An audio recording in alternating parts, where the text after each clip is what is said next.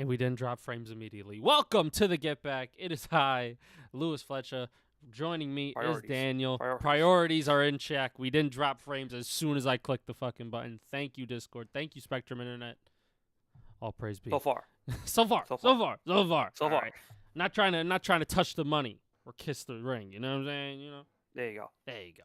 But we're here. It's the Get Back. We are live, and we're going to touch on some hot button sports topics today.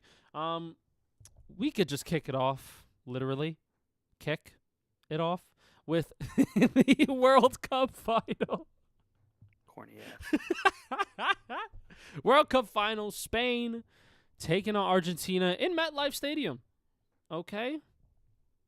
You know. New York, New Jersey Stadium. New York. I you know what I loved? They put What? New York / New Jersey. New Jersey, yeah.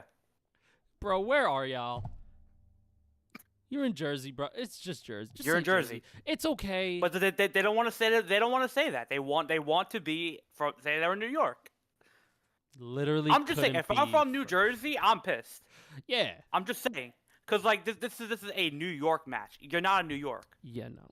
It's funny because like Jersey is always like, well, we're cool too, but like, are you really? You know? Are you though? Are you? No. Are you? You have to ride the coattails of New York just to get any like good press recognition. You know what I'm saying?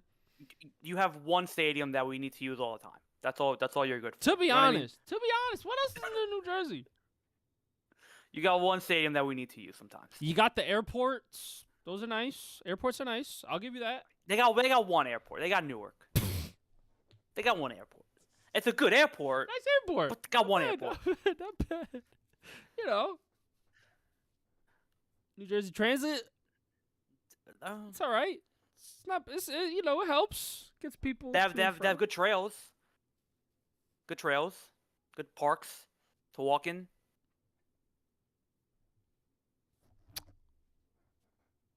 Not much else, you know. Not much else else. redeeming qualities.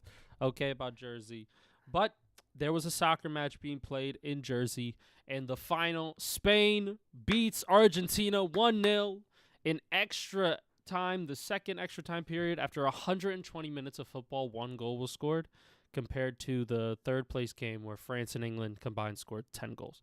I just want to put that out there. So more fun in the third place game than in the actual final. However, when I was watching this game, the stats were like shocking. Spain had so many more shots on goal, so many more shots taken, and Argentina, I think before they had their first shot on goal, it was like extra time already. Right. So they had 0 shots on goal for the whole 90 minutes of the game. Yes. That's crazy. And they had 0. No, Lewis, it's not even that. They had 0 shots on goal the whole game. They had 2 shots in total. They had 2 shots, and even even those 2 shots weren't even that much of a threat. Like, I guess I'll kick it off. Like, first of all, it's the World Cup final. It's the biggest event going on in sports. It happens every 4 years. It's always going to be global. It's going to do numbers. It's going to be great. It's great to have it here. It was fun. The game itself was a little bit shocking in how it was played. Argentina obviously have a lot of the firepower. They have the great player in Messi. They have the experience. They have the players. Spain also have really great talent. What we haven't been talking about all tournament, and what hasn't been really discussed all tournament, is just how good the Spanish defense is. Like, this Spanish team, this entire World Cup, gave up. Let me count this. I think right 1 here. goal. They gave up one goal this entire tournament. 1 goal. So in 1, 2, 3, 4, 5, 6, 7, 8 games, they gave up 1 goal. That's elite. And they played some legit. They played Argentina. They played France. They played They gave their 1 goal to Belgium. They played Portugal. They played Austria. They played Uruguay. Right? Like, they played legit competition. They gave up 1 goal the whole tournament. This was like a prolific defense. Right? Like they had, they had the name player. They had Rodri, who's a great midfielder. They had Fabian Ruiz, who's a great midfielder. Kubarsi is 19 years old. Emerick Laporte is a 33-year-old center back. Marc Cucurella is 30 years old and there are better options. And Pedro Porro was an offensive-minded fullback. Unal Simon is a goaltender. He's not a big-name guy. He plays for a semi-decent club in Spain. But what that kind of 7 quartet did, or whatever it's called, was nothing short of remarkable. The way they sat back, defended, the way they were able to break up the play, the way they were able to keep possession, the way they were able to press on teams, the way they were able to kind of put pressure on teams. This defense was legit and is that good. And it's not that it wasn't underrated. I would say like it was under talked, right? Like I think it was. People knew it was good, but to see just how great it actually is, people didn't really kind of get behind right away. But this, like, the way they were passing the ball, the way they were kind of, anticipate plays, break up plays. Think of like a cornerback or safety in football terms. Like they were just that good, where they were able to disrupt the play and break it up, and able to shut down, the great players like Leo Messi, Kylian Mbappe, Lukaku, and all these other great named players. Again, this wasn't like a big talking point for Spain going into the World Cup with their defense. It wasn't the issue or the concern, but it became the biggest part of their team. They were fantastic defensively. And you saw today, like in that second half, Argentina had nothing. They gave them nothing going forward. Messi couldn't get any touches on the ball. They shut him down completely, took him out of the game. They swarmed the midfield. They didn't allow Argentina to kind of get on the ball for the midfielders as much. They beat them physically, and just overall, like they were just such a really, really dominant team at denying Messi and Argentina the ball. And then when they're in possession, the way their passing's always been great. It's been great for generations. They were smart with it. They were strong with it. So that was no surprise. But again, like this is a Spanish team that is young. It's a very young forward team. It's got some experience defensively, but it's a youngish team. They won the European Championship 2 years ago, so they have championship pedigree. So that wasn't missing from them. But to step up in a World Cup final like this, to step up and to kind of shut down one of the best teams in the world going forward, was one of the greatest sights you're going to see in a World Cup final. It's one of the best performances I've seen in a World Cup final by a team. Like the team itself was probably the best team I've seen throughout a whole tournament. They broke records in terms of clean sheets. They broke records in terms of shutouts. They broke records in terms of, minutes defending. Like it was, and they did it all with their star player really not contributing as much as you would like. Like Lamine Yamal, who was their star forward, who was a phenomenal talent, was going to be one of the great players in this game for a long time, didn't have a great World Cup. He had 1 goal, I think. He had 1 goal and a couple of assists, which is fine, right? Like this Spanish offense. They scored 1, they scored 2. They only scored 4 goals in 1 game. That was against Saudi Arabia.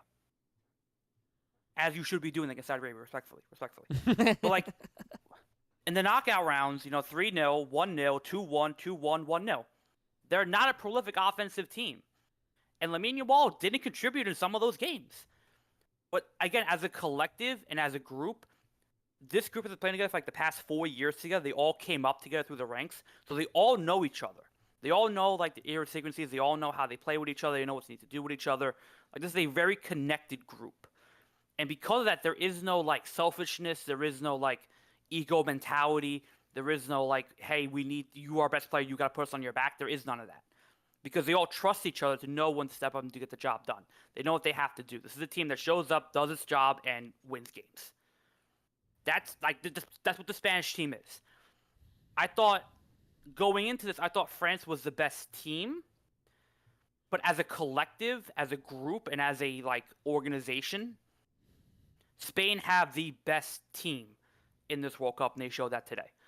But it was a great final. I thought if it would have went to penalties, Argentina maybe had the better favor, but Spain just do what they do. They was a great, back pass header by Nico Williams to Ferran Torres, who got the goal.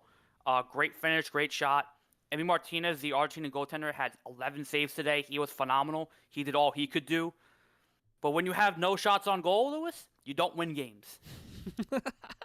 And that was Argentina's problem. Son, it was like, it felt like Spain. They took they took so many chances in this game because you have to, right? You never know if something could go your way.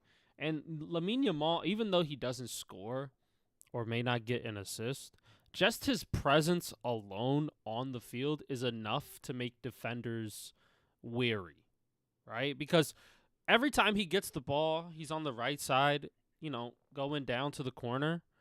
There's two guys on him at all times. And there was one play that almost resulted in a goal. He split the double and then got it back before it went out of bounds, kicked it right into the middle, and the header just missed. Like, those are the chances you take. You have to take, and they took a lot of they should have probably, if the header hit here instead of here, it's a goal. And they had another goal that was called for offsides too. And they also had another chance where the guy just fumbled it off his foot. Right? They could have had 3 to 4 goals realistically in this game. And everything went well. And at the end of before the end of the game too, in the end of the second half regular time, they had a free kick that Martinez made a great save on. Yes. Like they could have had like 6 or 7. Because like Lamine Yamal, it was a perfectly curved kick, and the goalkeeper just made a great play. Like, if the goalkeeper play was mid, the score's probably 3-zip, 4-zip. Let's keep it a bean. If it was like the United States goalie, probably give it 4 goals. Let's keep it a stat. Like it just would have happened. But the fact that the goalkeeper for Argentina kept them in the game when their offense was literally zeroed for like the entire game, they were zeroed. For the entire game, they only had 2 shots. Not even on goal. Just 2. In 120 plus minutes of playing. In 2+ hours, you had 2 shots. None on goal. Disgraceful. Disgusting. The fact that we weren't taking more chances, we weren't trying. Like, I don't care if you don't think it's gonna go, just fucking let it rip. What do you have to lose at that point? Maybe am I casual? Am I cash? Okay, yeah. I'm going to explain why, and you're not gonna like the reason. Because defense wins championships. Well, right? Because Argentina's game plan coming in was to like go forward. They do like to go forward. They do like to play with the ball. They do like to go press. They do like having the ball at their feet. And they destroy teams like Spain who possess the ball, right? Argentina like it when teams come at them. They do. So going into this game, Argentina kind of had this philosophy of, we're going to start the game probably on the back foot. That's fine. But, we're going to kind of share possession. Spain will have it. We'll defend. Then we'll go to Spain and we'll attack them. And we have what we need to do that, right?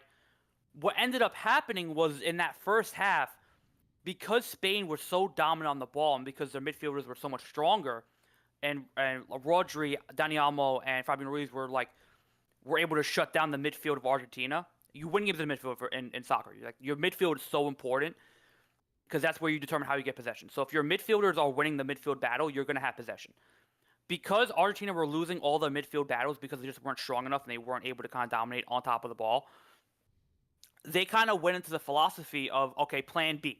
Right? We're not winning the ball. We're getting out-possessed, and we're getting outshot, and we're getting nothing offensively. We're going to play counter-attacking football.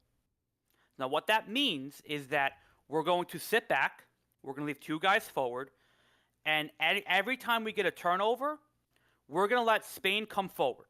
Right? We're going to let their fullbacks come up. We're going to let their midfield come up. We're going to let their defenders kind of go up a little bit. Right? So say this is... See this line. Is it kind of like, if I could kind of catch what you're putting down?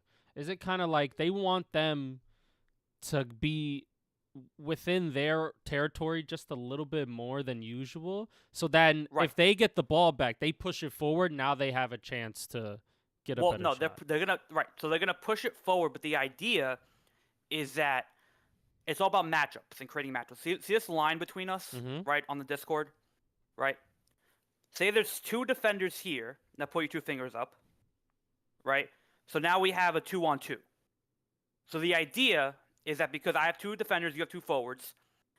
As soon as we get the ball, your attackers are going to sprint forward. And it's going to bring my defenders back, and the ball is going to be played forward. Now, my 2 attackers have to get on the ball and beat out your defenders, and we're going to try to get a goal that way on a 2-on-2. Or our winger, as soon as we get the ball, is going to sprint as fast as he can to try to catch what we're assuming is going to be the fullback for Spain coming forward, and we're going to try to outrace him. That's the counterattacking game plan. That also didn't work. It also didn't work because Argentina does not have the forwards to do that kind of speed and that pace, and they don't have the wingers to do that. So then they went to Plan C. And Plan C was that, you know what? We're going to defend. We're going to sit back, and we're going to make this the most frustrating game that Spain's ever going to play. We're going to sacrifice majority, not all, majority of our offense, and we're going to play back, and we're going to play defense, right? We're going to play defense. We're going to let Spain attack us. If we get a chance to go forward with the ball, we will. But we're not going to send balls long. We're not going to play for possession. We're not going to play, out of the back. We're not going to take, 20 minutes to build up. We're just going to get the ball, send it forward. If we have a runner, pass them the ball, and we'll get on goal that way. Right? If we get Messi the ball, great. If we get to a forward, great. But the game plan is that we're going to sit back. We're going to frustrate them. We're going to try to wear them out. And if we have a chance to go forward, we will. But if we don't, we're going to drag this to penalties. Because we cannot win this game we cannot win this game by playing Spain. That's the mentality. It's a sad mentality, but that's the mentality they have. Spain is the better team right now. We're not playing at their level. We have to drop back and force penalties to give us a chance to win. Because if we try to attack Spain with our game plan, we're going to lose, regardless. So we have a better chance at going to penalties and winning that way. They were just not playing to not lose in regular time. Right. But then they gave they lost. Sucks. Damn. Damn. They knew Spain were better on the day. So they made the decision to okay, we have to go to penalties to give us a 50-50. Because right now, if we play Spain as we are, with our system and our kind of, mentality and philosophy, if we play it that way, we're losing. We're losing it in 90 minutes. If we go to penalties, we have a 50-50 chance. Maybe even a better chance, and they did. Spain's record for penalties, they've lost the past 4 penalty shootouts they were in. They didn't take a single penalty shootout this whole World Cup. Argentina in penalties, they've won their last 5 penalty shootouts. So they have the confidence in penalties, and they believe in their keeper in penalties because he's having such a big day, right? And you can do that when your keeper is as good as Emre Martinez is a top 3 keeper, hands down. I'll die on that hill. People disagree with that take. They think it's a hot take. I don't. I think Emre Martinez is one of the best goaltenders in the entire world right now. People don't want to hear that argument. That's my argument. I think he's a legit top 3. Realistically, he's maybe top, in between 5 and 10. I think he's top 3. I think he's that good. But people disagree with that take. Whatever. I think Emre Martinez is just that good of a goaltender. So I would have, fancied his chances in the penalty shootout all day of the week. But, shout out to Spain. They knew. Spain did know that they had to win this game in regular time. They knew that. They knew that Argentina had a better chance in the shootout than they did in the shootout. So Spain had to, and you saw it on, they got frustrated, when they weren't getting their goals through. They got frustrated throughout the whole game when their chances weren't going in. They had that inkling and that feeling. So they wanted to win this game in a regular time too.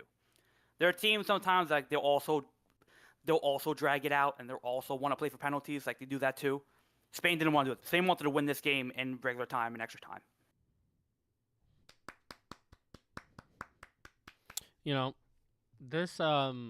This World Cup final was very tough for the Latino community. I'll say it right now, because Argentina, known racist country, very known racist country, and then Spain, obviously, the flag behind me. Back in the day, they did some not nice things to Puerto Rico. So, bad day. Yeah, listen, it was tough. You lost the other way. You know what it is? It was okay, Spain has the historical aspects that you hate. Argentina has the historical aspects that you hate. But also Argentina right now is very modern in their racism. Spain, not too much. So then, all the Latinos were like, Spain, please. Spain, please. Please. Because Argentina don't even think they're part of Latin America. But, they think they're European. But, we want to know why, right? There's a lot of, my people went there a lot. Mm-hmm. A lot of German people went there a lot. Mm-hmm. And a lot of, a lot of people outside of World War II went there, a little bit. So that could be a part of it. We got a comment here. Spain controlled space, especially short spaces. So big spaces open out somewhere. You have to have, I don't know what this is, Guile to outball, as well as intelligent runners. Argentina just had small space players. Ooh. Yeah. Yeah, no, I agree with that. I think. Thank you, Charles, by the way. Thank you. Argentina literally wasted everyone's time in Sunday. Yeah, I mean, look, they just didn't, and look, I think it also comes down to coaching too. Like Luis de la Fuente outcoached Lucas Spatelli, I think his last name is. Might be mispronouncing that. But Lucas de la Fuente is a phenomenal coach, just an absolute beast of a manager. The past couple of years, especially internationally, he's been devising game plans for the past 3-4 years of the Spanish team that he knows. He coached this team when they were in the youth team as well, so he got promoted through the ranks with them. So he knows their tendencies as well. And just the way they were able, like he said, to control space and take space away. Like Argentina does not have the players to run into big space like Spain did. And Spain knew that. And they took that away. So Argentina just could not make the tactical adjustments that needed to be done to win this game. I think that's what it came down to. Spain was just the better team. I wouldn't say that they were the better team overall. I don't want to say that. In terms of talent? Yeah, because I think the Argentine team is also really good. Like, you have Lionel Messi, but you also have Lautaro Martinez. You also have Molina. You also have Giovanni Simeone coming off your bench, which is fantastic. You have Christian Romero, who is a phenomenal defender. And Martinez, who we spoke about. McAllister in your midfield, who is another great midfielder. Like, there are really great, talented players on the Argentine team. And they proved that tournament they know how to come back and win games. Right, like they've done it against Egypt, they've done it against Cape Verde, they've done it against, England. Like these are really, really talented teams. They were the number one team for a reason. So I don't want to say that Spain were the better talent team on the day, but I think just overall Spain just knew what they had the better game plan. They had the better coach to execute their game plan. I think that's what I'll say. So overall, it was a really, really fun final. In that regard. For a casual, I can understand the frustration. Yeah. I can understand, you look at this game 1-0, no shots on goal. You look at England, France. But that's a whole different story. That's a whole different story, okay? Because England and France did not want to play that game. They both came out and said it. Literally, both managers, players came out and said, we don't want to play this game. We don't know why we're playing it. So they were just boys having a kick around in the park. That's what it was. They were like, let's just put some fucking highlights on for the people. Why not? That's pretty much what it was. But like, and you could do that because you're playing a kind of meaningless game. Yeah. This is the World Cup final. If you're expecting a 6-4 final, it's never gonna happen. Never. It's like, they don't. None of these teams really care about third place. Let's keep it a stack. Because if you're not the winner, you're a loser. Do. You know what I'm saying? If you're England, France, you don't care. But if you're like Croatia, last World Cup, you give a fuck. If you're Switzerland one year, you want to win this game. The World Cup. There's a great stat that I saw at the World Cup. What was I gonna say? I just lost my thought. There's a great stat. We've had maybe like 20, 30 World Cups overall, maybe like 20 actually. You've had 8 winners. That's not a lot. No. Right? There's a lot of fucking countries. There's a lot of countries. There's a lot of great teams. Brazil, Italy, Germany, Spain now. Spain didn't have a World Cup to 2010. Think about that. France, England, I think the Netherlands, and I'm missing one more. I forgot off the top of my head. But right? There is a really hard tournament to win. Yeah. It's a really special tournament to win. So it's a very, very great achievement what Spain did winning World Cups in 2010, 2026. So overall, very good. Charles in the chat. Also, let's call a spade a spade. This is not an upset. In fact, other way around would have been more of an upset. Spain are virtually the best now. Spain is more vulnerable at 0-0 than they are at 1-0. Yeah. Shout out to Spain. Yeah, I think. Shout out to Spain. Fuck Argentina. Never going. Never want to be there. Trash. Look, these are two really, really great footballing nations. I'll say that. These are really great footballing nations. When we get to the biannual tournaments, which is now going to be the Copa America in 2028 and the Euros in 2028, when we get there, I think Spain are actually the first. They're the first team, right? They're the first team that won the Women's World Cup, the Men's Euros, and the Men's World Cup, all in the same, all in a row. They're the first nation to do that, soccer-wise. That's tough. That's a crazy achievement to do.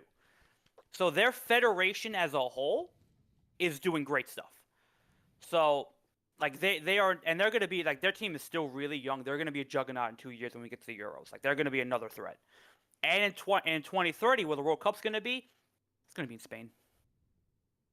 Is it really? Well, they're one of the host cities, right?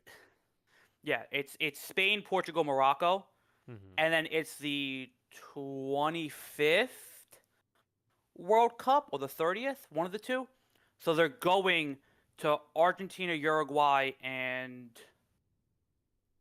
I want to say Brazil, and they're gonna have 6 games there as celebratory games because it's the anniversary. So they're going back to the first World Cup that was played in South America.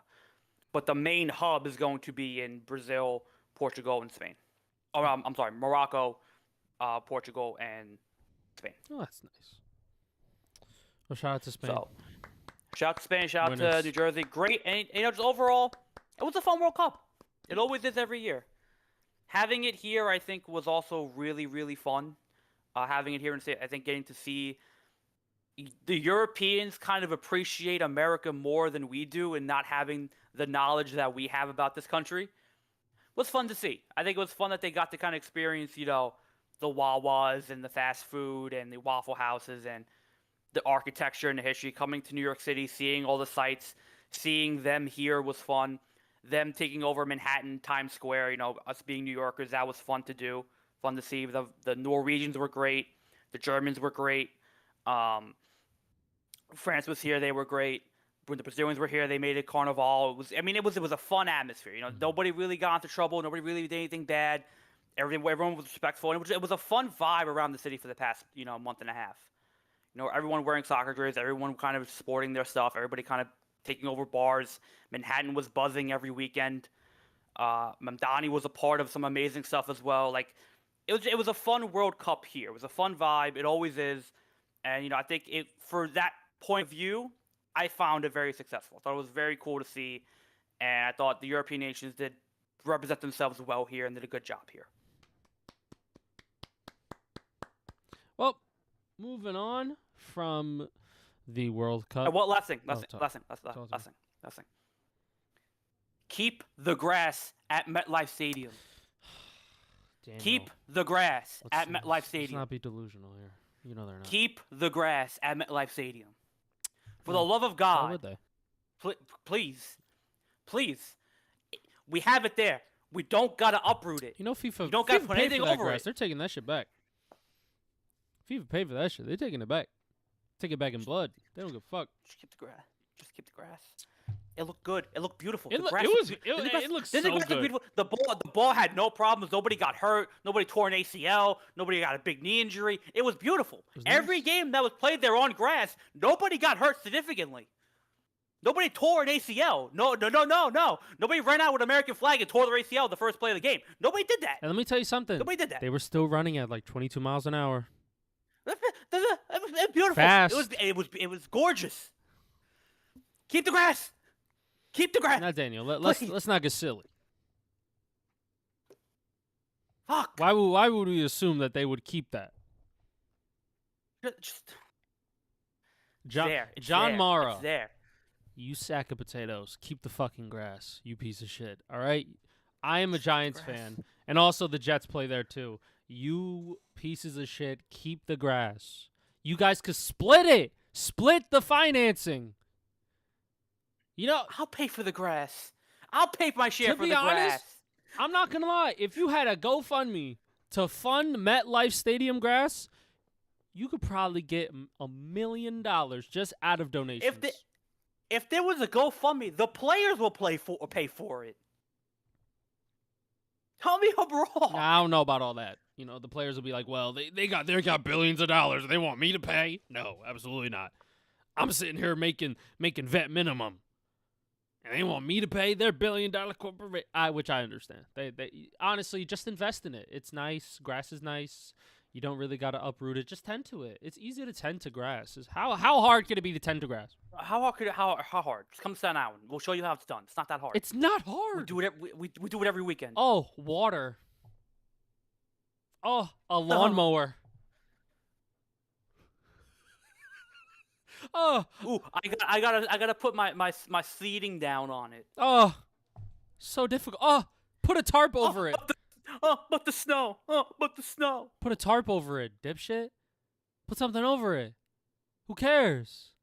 You put hard concrete over that shit, don't you? When people come to perform there, don't you?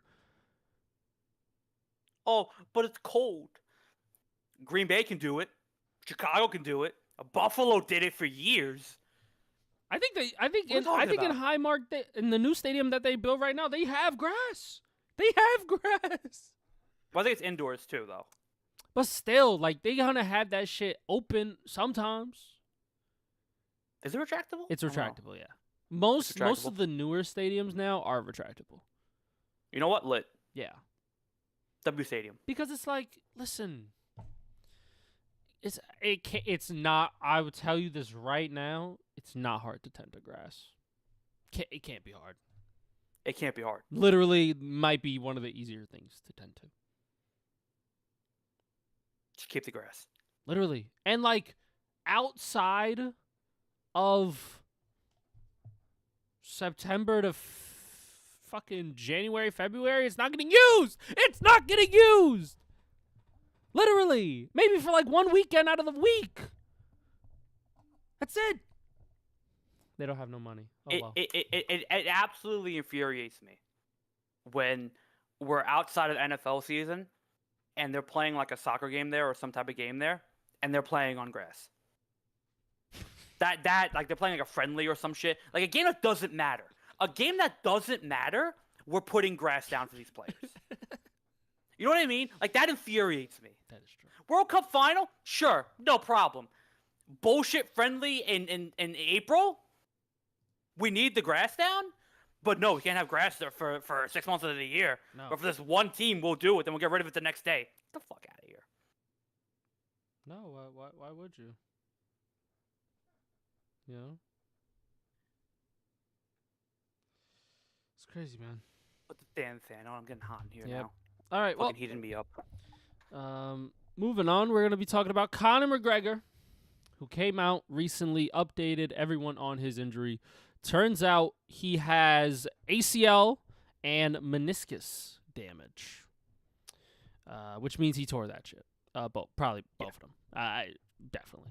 He didn't say he tore it. He tore it. What else could happen? It got mangled up. Like, come on, bro. Just say tore my ACL, tore my meniscus. Because if it's an owie, because that's basically what he's saying. Oh, it's damaged, an owie. Get back in the octagon in 2 months. Put some ice on that shit. Let's go. Probably won't. Exactly. So he probably tore it. Right. Right. And now, he's looking to come back in 2027 because he has one fight left on his contract, and I think they already pre-booked it to where he's supposed to fight in April next year. Is that enough time, chat? Probably not. Probably not. No. They'll probably push that shit back. Yeah, they're going to push that shit back now because of his injury. So,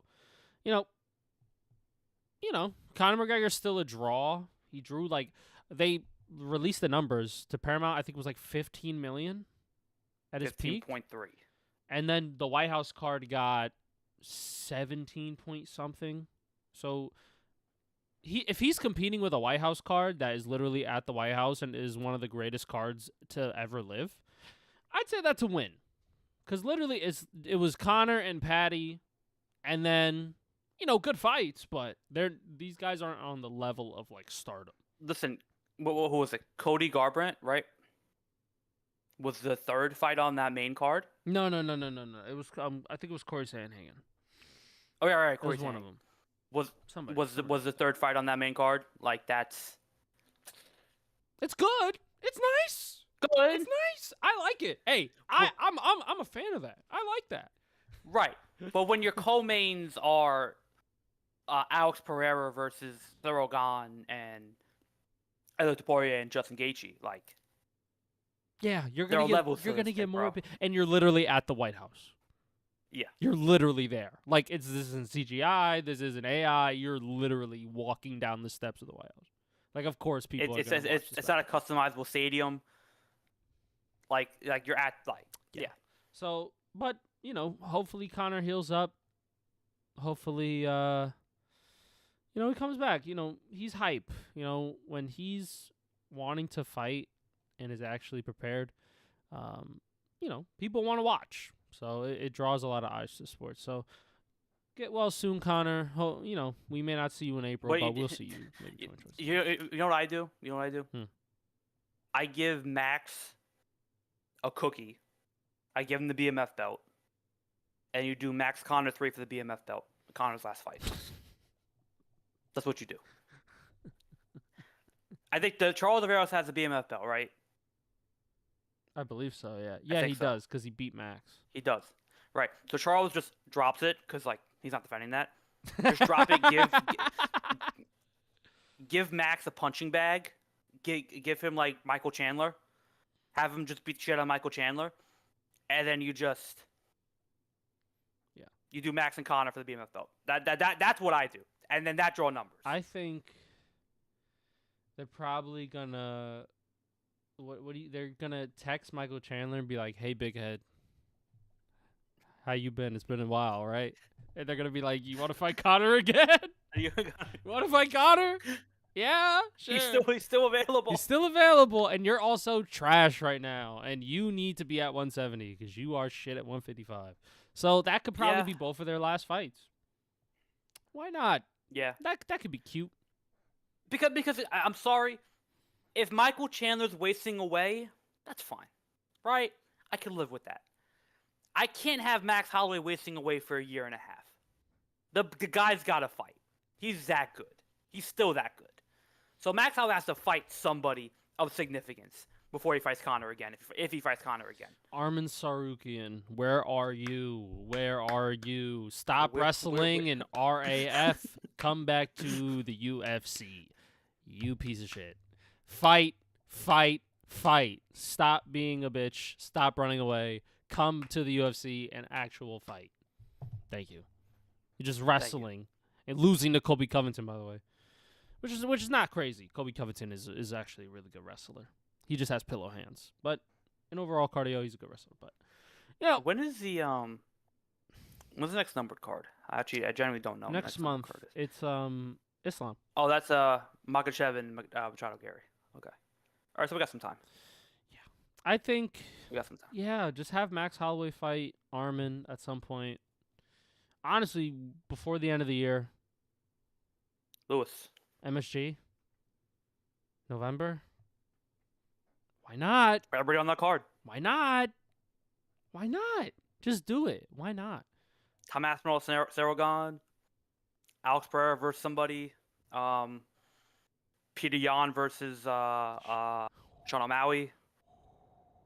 What else? Or will they give Merab the rematch? I think they're gonna give Merab the rematch. Which I have no problem with watching that fight again. That was a fun first fight. Or second fight. That was a fun second fight. Ronda Rousey comes back. Sure. Who else? No. All right, we're getting delusional here. All right. Brock Lesnar comes back to fight somebody. John Jones out of retirement. John Jones out of retirement. GSP's coming back, chat. Connor's coming back miraculously. He took everybody steroids. going. Everyone's on the November card. Everybody. Doesn't matter. But yeah, that's probably how I would match up Connor, is just run back the Chandler matchup and they both retire off into the sunset and have fun. I mean, fair enough. Yeah. Chandler gets one last big paycheck. One last hoorah. Day. Yeah, why not? I wanted to beat you. It's red panty night for you. This is the biggest fight of your career, and you're 38. You're old, bitch. Talk shit, Connor. That'd be fun. Talk shit.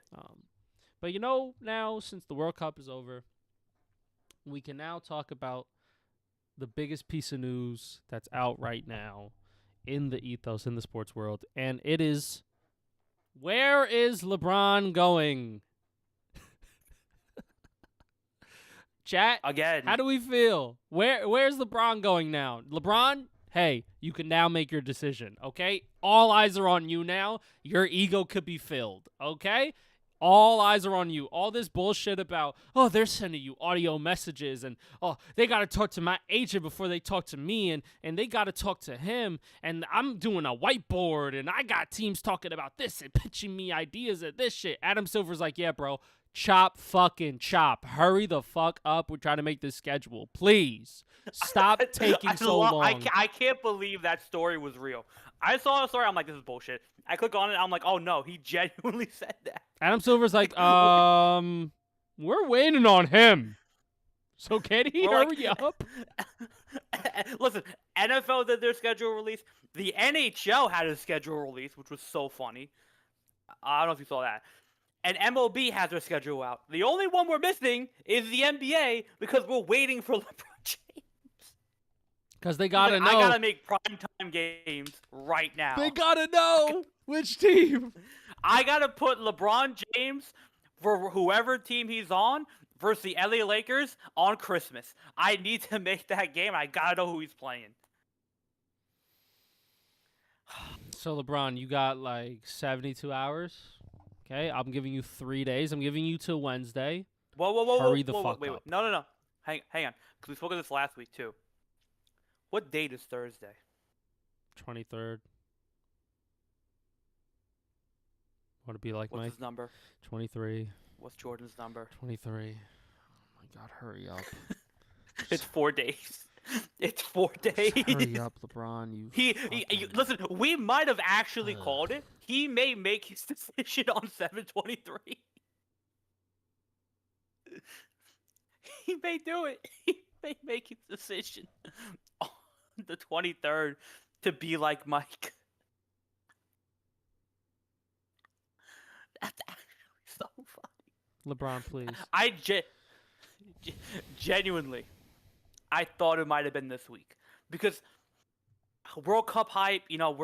There's no games going on during like Thursday and Friday. This is when we talk about it. Brother is legit waiting for 7/23. He's gonna drop this on LeBron Day. They're gonna call it LeBron Day. And there's 3 teams, I think, or 3 or 4 teams that I think are pretty much now. It will be one of these 4, I believe. So it's the Miami Heat, Cleveland Cavaliers, Golden State Warriors, and Philadelphia 76ers. Those are like the 4 teams that I've been hearing the most. Mm-hmm. So it's going to be one of those teams. So, Daniel, out of those 4 teams, what do you think is the most likely decision that LeBron makes? And what do you think is a decision that you think that he would regret making? Like, what team do you feel like he is more likely to go to, and what team do you think he'll regret going to? That's a great question. Okay, so let's run through this. I think the best team for him to, I'll say this, the best team for him to go to is the 76ers, right? Obviously. Now, I don't think he's going there. I think he put the trust the process tweet out. I think that's a bullshit smokescreen because he's done that before. And God knows when free agency happens, teams love putting out smokescreens. It happened with the Knicks. It happened with Kawhi. It happens all the time. So I think that was the smokescreen to kind of get people off the scent, because you don't just put that out there not knowing what that means, right?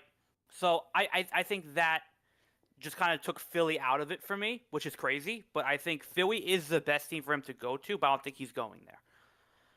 I think the worst team would be Miami, just because I don't think they're a team that he looks at as a team ready to win now.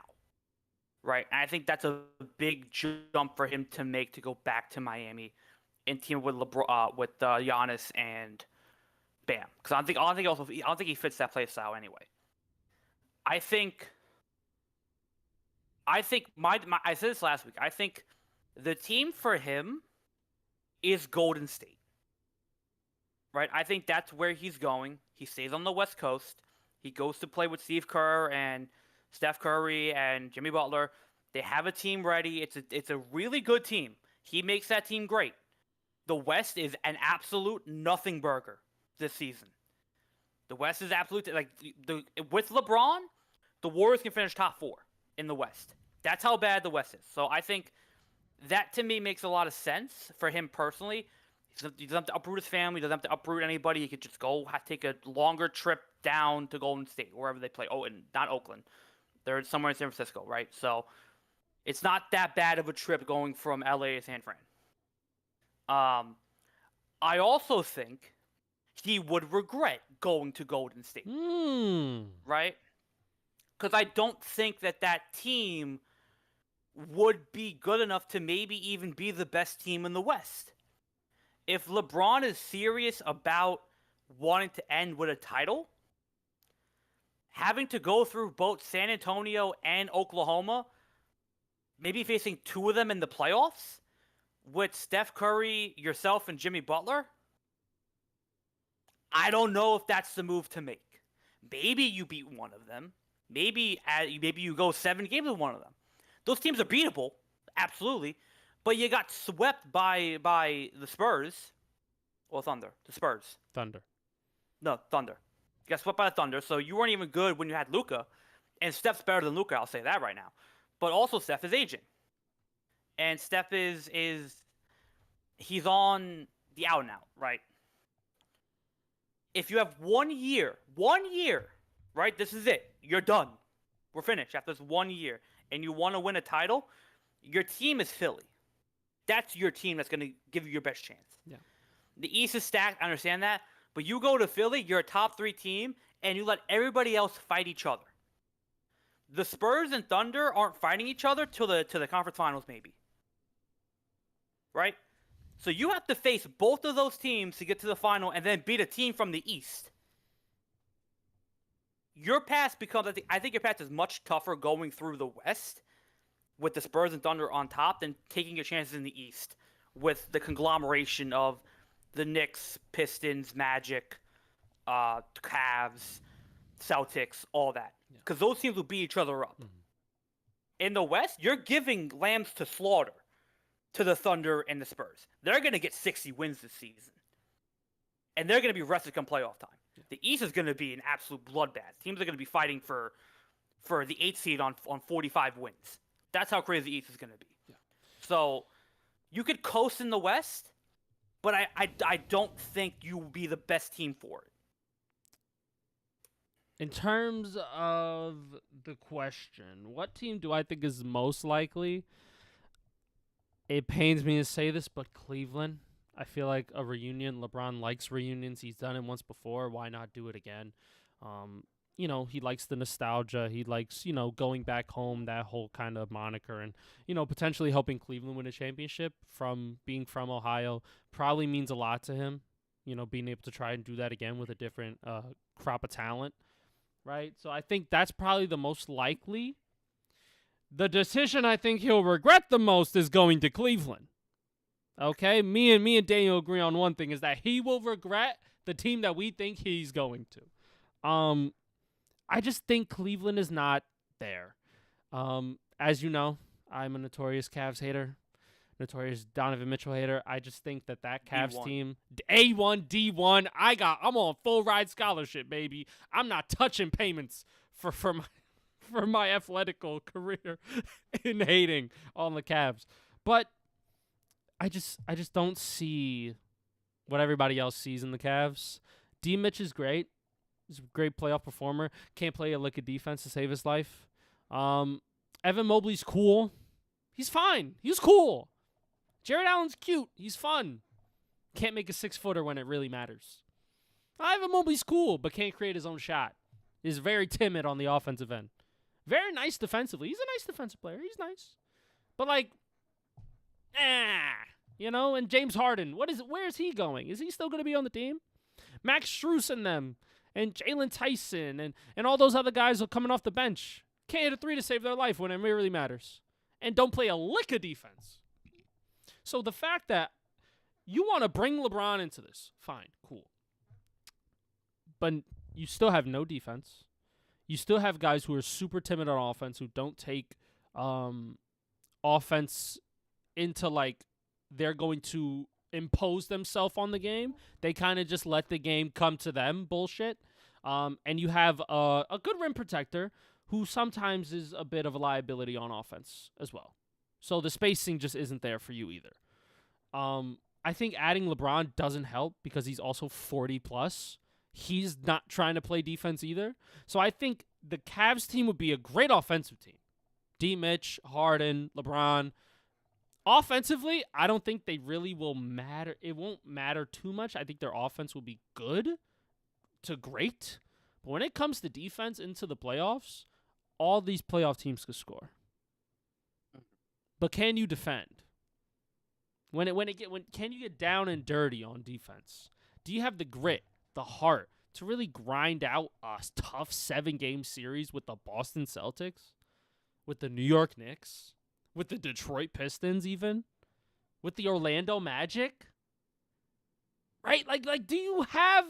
I know it's LeBron. I get it, but I just don't see Cleveland being that contender in the East or even coming out of the East, just like last year, just like the year before. So I personally think that if he goes to Cleveland, I think it's a mistake. I think going to Philly is probably the best choice you have in terms of winning. And also, who says you beat Philly? Right? That's who says you beat Philly? Right? You go to that team, you got Edgecombe and Brown as your main defenders. They guard your best player. LeBron, you could kind of hide in a corner and guard somebody who's the least effective offensive player. Maxi's also a really good defender, active hands in the passing lanes, and is super quick too. Joel Embiid, if he's engaged and his minutes are restricted, if he's there, if he is available, he's phenomenal. But question is, will he be there all the time? Probably not. You probably have to limit him to 50 games. You still have Maxey, Embiid, and Brown. Yes. I mean, Maxey, Edgecombe, and Brown. That's so good. That's so good. You have such a good team, and you make that team so much better, and you don't have to be one of those main guys on offense. Literally, Maxey and Brown and Embiid all could do damage by themselves. They don't need you offensively. And even so, Edgecombe don't even need you for offense because he can create his own shot and get into the lane. And then he can also play off ball, just like Maxey can. So really, LeBron's best in terms of team fit is the Sixers because he could be kind of play that cat role. I'm at the top of the key. I'm setting guys up. I'm getting them open. I'm passing the ball. Transition. I'm leaking out. Oh, passes in transition, right? I could set the screen. I could pick and pop, right? You don't got to do too much. Because you're with other great, and I'm talking great players. So I think Philly's the best, but I don't think it's likely. I think likely is Cleveland, and I think he will regret going to Cleveland, respectfully.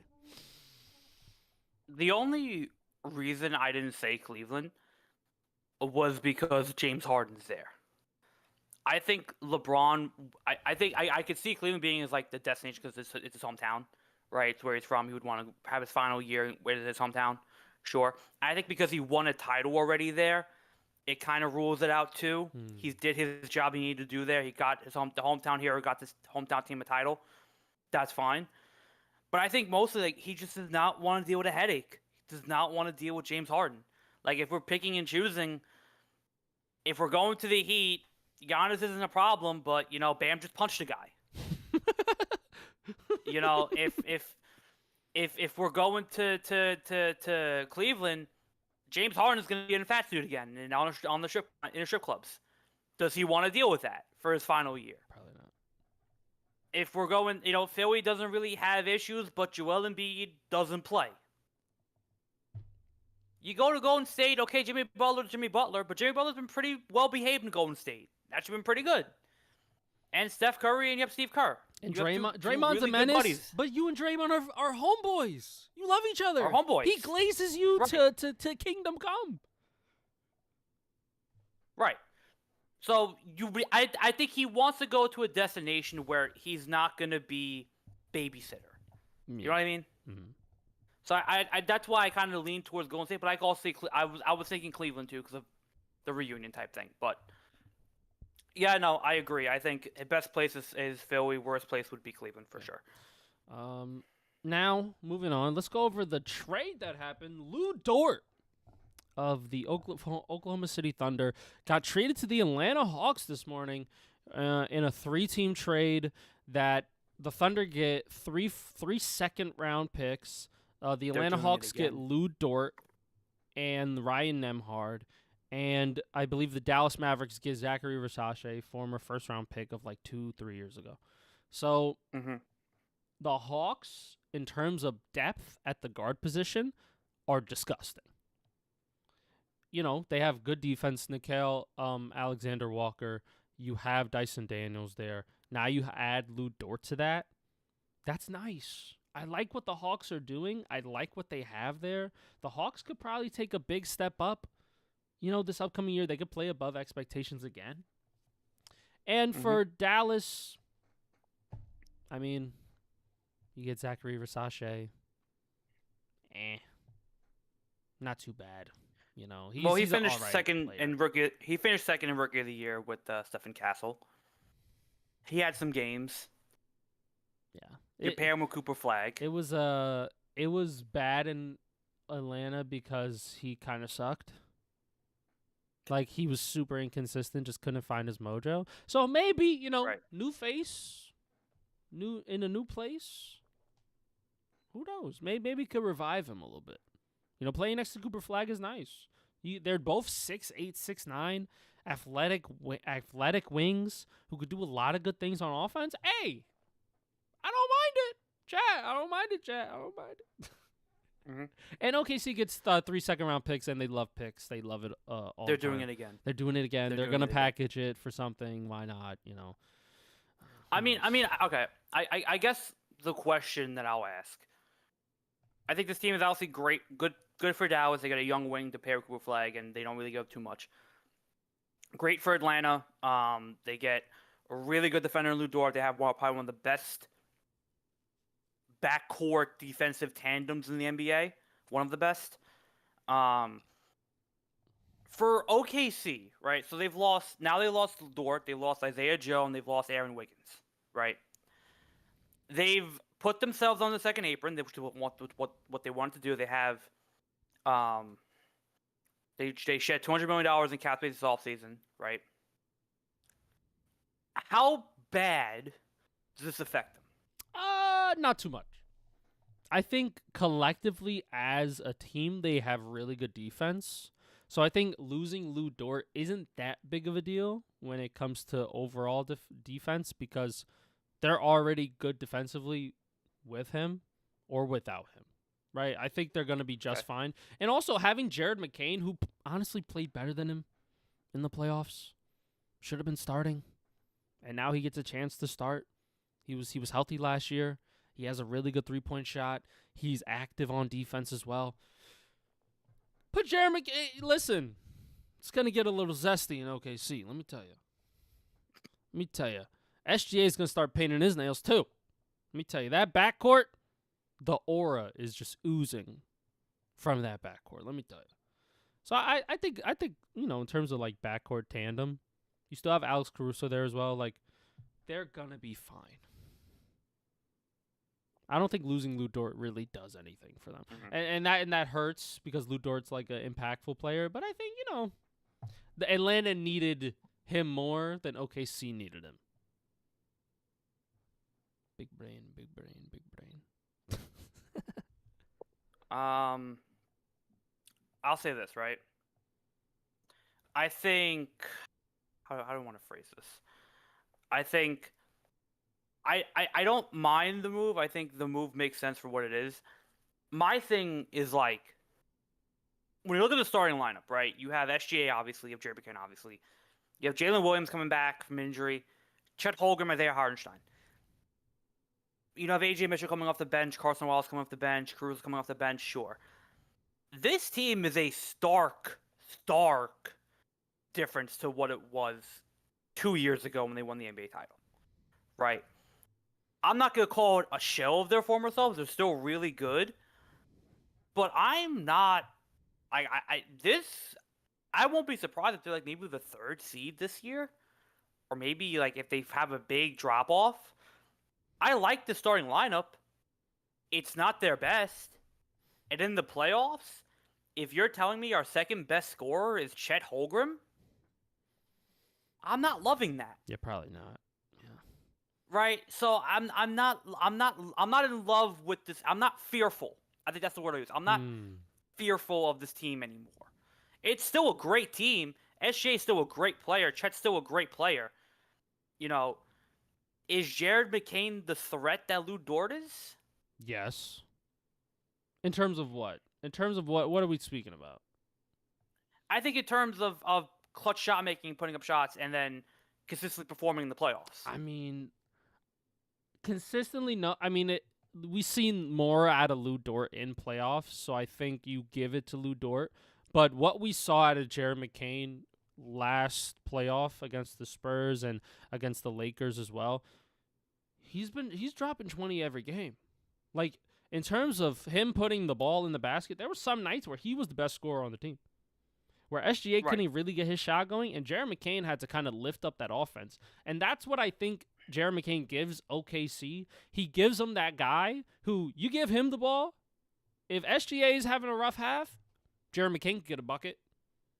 Chet Holmgren may be struggling because why? Because he probably always does. You know, he's a little scrawny, skinny. He's kind of like Evan Mobley. Doesn't really take charge. Doesn't let, impose himself on offense, And, Jalen Williams, he might be hurt and, maybe he can't get a shot going. Jared McCain could get you a bucket. If one thing we know about Jared McCain, he can score. So as long as he's healthy, you have a 20-point per game scorer right there, where Lou Dort just wasn't giving you that. And you already have Alex Caruso, who's there to provide the defense and has better scoring than Lou Dort. Was dropping 30 against the Spurs in some games. I don't think it's that bad. I think they replaced them in the aggregate. Oh, God. I mean, I think I need to see it now this year. Yeah. I think I need to see it now this year. Right? And Jalen Williams has to stay healthy. Jalen Williams has to stay healthy for this team to be successful. If he's hurt again, I don't see. Again, I don't think they'll implode, but I don't think we'll see the dominance that they've had the past 2-3 years. Yeah. To be honest, if I was the Thunder, Jalen Williams would have got the fuck on to Boston, and I would have tried to get Jaylen Brown. I would have tried. Right? I would have tried. That's the thing. That would have made the team so much better. So much better. That's the thing, too. Like, I think all these moves that they're making and all these, like, picks that they're getting and dumping cap and getting rid of players like Isaiah Joe and players like that, I think they're gearing up for another move. I won't be surprised. I think, and not that they kind of need it, but they have no answer for Wembanyama. They have an okay answer for Luka Doncic, but how successful is that going to be? Alex Caruso's getting older. Your team's getting older. If a star becomes available, you still have good young assets. Maybe we get a duo going here. Because that Spurs team's going to get better. They're still really young. You don't have an answer for Wembanyama. Maybe in 2 years. Maybe Giannis. Maybe. Thinking about it. I'm thinking about it. I'm just saying, I'm thinking about it. There could be guys available to where, they're maybe just a little disgruntled. Maybe their team's just not going to try to re-sign him, and you could probably take advantage of that. Maybe Yeah. or maybe a team just doesn't have the cap space to sign this guy, and he just walks in free agency, and they couldn't find a trade. And then you pick him up. And he goes to OKC. Yeah. Not bad. But Spurs, I'm just like, saying, what do you call it? Thunder, they're still gonna be top 3 in the West. Like, Yeah, they're no, I'm- still so good. Where like, it's like, okay, bro, your brownie's still chocolatey and fudgy. You know what I mean? Like, okay, your bro, steak's your your water's steak's ice still cold. juicy. Yeah, like your lobster's Yeah, so you say- buttery, your water's ice cold, your room is the perfect temperature, so you can have a perfect night's sleep. Like, yeah, great. Oh yeah, I'm so happy for you. Oh, I got 60 wins.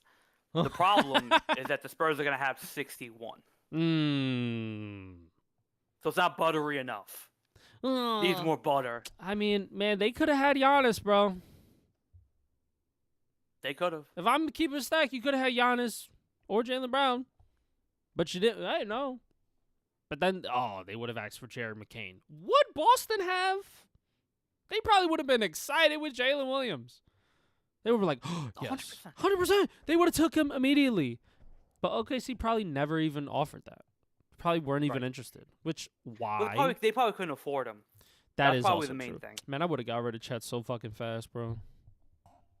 Look, if you're telling me you're trading Jalen Williams, Chet Holmgren, a bench piece, Lou Dort, and a first-round pick for Jaylen Brown, I do it.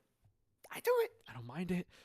I'm not mad. I don't want to be mad at that. not And mad I at would that. not be mad at that. Because SGA and Jaylen Brown could already lead you to very, very good record in the regular season. And then now you just got to worry about playoffs, and that's just matchups. Right. Why not? But no. Why not? But no. But no. It was Paul Paul George was enough. Hey, listen, you Paul could have traded fucking Lou Dort for Jaylen Brown, and they probably would have said You yeah. could have. You could have. You really You could've. could have. And You really Boston would have could've. been like, you know what? We really like his defense. We really like the upside.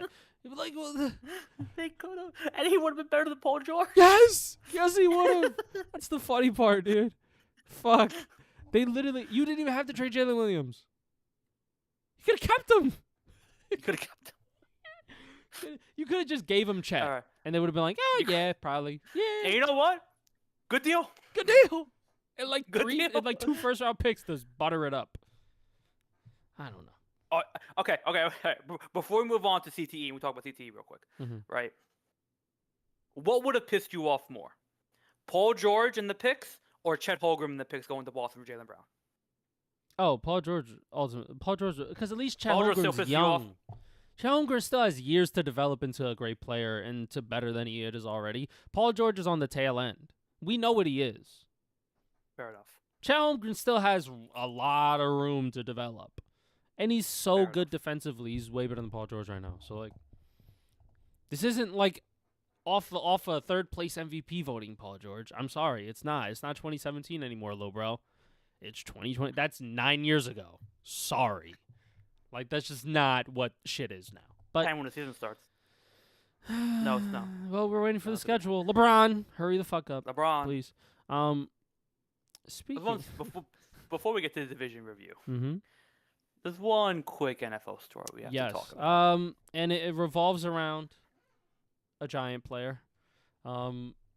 Young star running back for the New York Football Giants, Cam Scatterbo, coming off of a leg injury, surgery Yes. and all that, and Bad leg injury. bad, right? So, he's coming off of surgery, rehabbing and all that. He's at Fanatics Fest, right? Which is a big, sporting thing in New York where a lot of people go. It's a very fun weekend. A lot of like your favorite athletes and celebrities and actors and all these like cool people in sports. They talk sports. They got fun games over there, and you can take pictures, right? Mm-hmm. So Cam Scatterbo's there. He comes out onto the stage, does a fucking backflip. But before he does that, he shows off the scars from his surgery and then does the backflip. Almost eats shit. He lands, he sticks the backflip, and then falls down. And there's like, whoa, what the fuck? Like, Cam, chill. But then he's like, I'm all right. Right? And Dana, do you want to just pull up the quote that Cam Scatterbo had? Which one? I don't talk about which one. Both. Okay. Both of them. Bofa. Both. At this point. What's up, Jess? How you doing? We're talking about Camp Scadaboo, my favorite running back. So Daniel, what did Camp Scadaboo say? He said, "I'm just gonna keep being me. If they want to say I'm brain dead, then fuck it. I'm brain dead."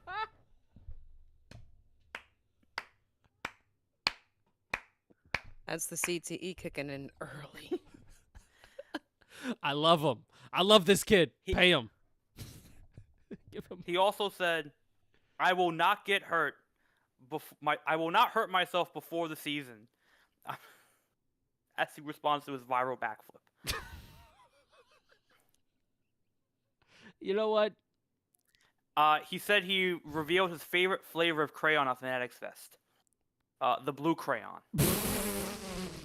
He's a troll. He's trolling. He's trolling. A lot of crayons He's trolling. He's trolling. I love Camp Scadaboo. He's so but kids eat crayons. He probably is telling the truth. When he was a kid, he would eat crayons. The story here, because it is turning to now a big fucking story in the New York sports media. There's a lot of people, reporters and fans, who are a bit upset at Cam Scadaboo for doing this stunt and not being a more sensible person and deciding not to do the backflip after tearing your knee apart. Can I go? Yes. This is near and dear to my heart. That's my guy. So, I'll say this. If you guys are looking for sensibility and rationale with Cam Scadaboo, can you just pull up his highlight tape and watch how he plays and then tell me if this guy is sensible? Thank you. All right, I'm not looking for fucking Socrates level responses from Cam Scadaboo. We know what we're signed up for. We know what's up. So it's not a problem. I don't mind it. These guys are just tight up their ass. Oh, you gotta be careful. I get it. Yes, be careful. But fuck it. If you want to do a backflip and you hurt yourself, hey, that's the risk you take. And it's tough. And I'm not gonna get on him for doing a backflip and getting hurt. I'll be like, damn, that's just unfortunate. Like, I'm not gonna dock his decision and be like, well, you should have never done that. Well, obviously, but like, he's not thinking that he's gonna get hurt doing a backflip. You know what I'm saying? So I'm not going to, like, young kid, I'm not going to harp on this guy and be like, oh, you got to be more risk averse. He's like 23. 24? 24, 23. Yeah. He's I'm not, and you see his play style. Why are we thinking this guy's going to give you fucking philosophical answers that challenge the quantum physics of time? Like, we're not here for that. We're here for the fun shit, the goofy shit. Just be a little careful, and that's okay. And if you do a backflip and get hurt, I'm not going to be like, oh my God, Cam Scadaboo, oh, how dare you? Like, no, you wouldn't say that shit if he actually got injured. What the hell are you talking about? That's what I was gonna say. I wouldn't be pissed at him though. I'm not gonna be like, oh, how dare you do backflips? You're like, I don't care. Just stop. I disagree. I don't care. I think if he did a backflip and ate shit and fucked up his knee, you'd be pissed. And it would impact his football, but you would say something. No real fan would be like, I'm okay that he hurt his back doing some dumb shit. Never did I say I would be okay with him getting hurt. But what I said is I'm not going to denigrate him and be like, oh my God, Cam Scadaboo, how dare you do fucking backflips. I'm not going to be like that. It just so happened he got hurt. What do you No one is telling him not to do a accident. backflip, but the thing is clearly you're not good at it. That's why you ended up on your back. It's not like you did this and you clearly you don't do it often. I mean, I would keep it a stack as a fan, but also as a, bystander. He did get up there in height. It's funny. He did fucking get some air. I'm saying. He's just a little shit stirrer. And you know what? I'd rather have these problems than him getting DUIs and fucking gambling scandals and, cheating allegations. I would much rather have this. I would much rather have Cam Scadaboo do this shit. I'd rather have my players not do dumb shit. Period. Because there's players who don't do dumb shit. But here's the thing. If he on the spectrum of dumb shit, I'd rather have this. Well, yeah, I guess. If he didn't shatter his knee, sure. But because bro shattered his knee, I'll play devil's advocate. I think it's kind of, like you got to be a bit more mature than this. You have an NFL career to think about here. You're a rookie. You're a running back. It's your second year. You coming off a serious knee injury. If there's one thing about NFL running backs, especially when they're hurt, there's no guarantee they make a second, third year. Now, Cam Scadaboo had a great rookie year and could play 20 years in the NFL for a long time. His play style maybe won't allow it to happen, but you coming off a bad knee injury, you're a running back, and you're doing shit like this. I'm not saying it's not him, because it is him. It's what he does. But at some point, you got to be a bit more mature and take it a bit more seriously when dealing with a serious knee injury. Yeah. The brother tore his ACL off the bone. Like, it was bad. His leg was going the other way. This wasn't just like a damage or bruise. His shit was going the other way. Hey, Dadu. That knee is not 100% at all. Cam Scadaboo's leg. We're going that way. We're going that way. Okay? So my thing is, like, again, I don't disagree with you, Lewis. I don't. I can understand where you're coming from. But if Breece Hall, coming off a major knee injury, goes to Fanatics Fest, does a backflip, eats shit, I'm calling the dude out and saying you're stupid. You shouldn't be doing that. Fair. And now you lost another year because you did something stupid. For what? This is my whole thing. Like, for what? You did it for views because you want to do a backflip? You got to be a bit more mature with it. You could do fun shit. You could do cool shit, right? You could do that. You could shoot guns. You could go skiing. You could go snowboarding. You can go, diving off into the ocean. You could do fun stuff. You can't do shit like this for no reason. I will say, though, that could seriously hurt your knee. And in terms of, like, the media outrage about it, people get mad at NFL players who are really good, like Cam Scadaboo, right? When they just play, like, pickup basketball. So I'm actually not surprised that they're pissed off at this, because they are pissed off at, like, Patrick Mahomes crossing dudes up. If he landed the right way. They would still be a little pissed off. You suck at what you're doing. I feel like they still would be pissed off even if he landed, because Patrick Mahomes is literally just playing pickup basketball, and they're like, "Oh, Patrick, you got to be careful." He's literally just, like, shooting a three-pointer. Like, he could not have been more safer. You know what I'm saying? So, like, they're going to be pissed if he landed it or not. I don't think that's relevant. They're still going to be pissed because it's something that... I think that's relevant. I think if he would have done the backflip and he would have never fallen back, I don't think this is a story. I disagree. I disagree. People may have fodder, but it wouldn't be something of concern. You think... If I'm his coach and I'm like, wait, you're doing backflips, but then you landed on your ass, which tells me you don't have the right balance. You're John Harbaugh. Forget about any coach. You're John Harbaugh. He's young, but Lewis, he's a professional, and you have to think like a professional. But I will disagree with your point. It still would have been a story. They made Patrick Mahomes playing pickup basketball, talking about risk injury. This is the first time I heard about $800 million invested with the Chiefs. He's your star quarterback. So Patrick Mahomes will breathe and be like, "Bro, what are you doing? You're breathing the wrong way." You're Patrick Mahomes. They would. But that's the thing. That's what I'm trying to say. That's what I'm trying to say, though, is like the media still would, if they made an uproar about Patrick Mahomes breathing the wrong way, still would have made a fuss even if he landed it. You know what I'm saying? They still would have made a fuss because he showed off his leg scar before he did it, and to indicate, hey, I'm great. I'm healthy. I could do shit like this. Well, then that's even dumber. I didn't even know he did that part. Yeah, that's even dumber because now you're teasing. He's like, now you're testing. Hey guys, you're I'm fully healthy. Watch this. Yeah, he is not smart. And the thing is, because he's here's not the full smart, video. There's a good chance he's Look, I don't need to see the full video. Look, no, it's like he shows off his scar. He's right. He playing says, to the crowd. He's like, "Oh man!" And then he does a backflip, eats shit, and gets back up. It backfires. And the thing is, unless he does mature a little bit, he's gonna do another dumb stunt, and that time it may not work out so well. So that's the part where, like, he has a pattern of just not making the best decisions. I feel like this was his worst thing he's done so far. Well, this was the dumbest. I don't think Probably it's the worst. Dumbest. Worse is bad. It's This the is just careless. Yeah. This is just careless. But I feel like, they kind of blew out a proportion, like him going to a concert. Like, he literally was like playing. He literally had the mobile that you use to like put your knee on. Like he was taking all precautions and they still had a fucking fuss. You know what I'm saying? Like, so I feel like whatever he does, he's kind of gonna get flack for kind of being like, oh, you're not thinking. You know what I'm saying? But he's like, bro, like I'm literally at a concert just chilling. You know what I'm saying? They made a fuss about that. They're gonna make a fuss about this. And then if he does something crazy in the game, if he does a backflip as like what do you call it? Like a touchdown celebration, and he doesn't land that either, they're gonna be like, oh, see, his balance is off. Like they're gonna make anything a story. I feel about Cam. Because look, he's a running back. I'm not looking for intellectualism. I'm not.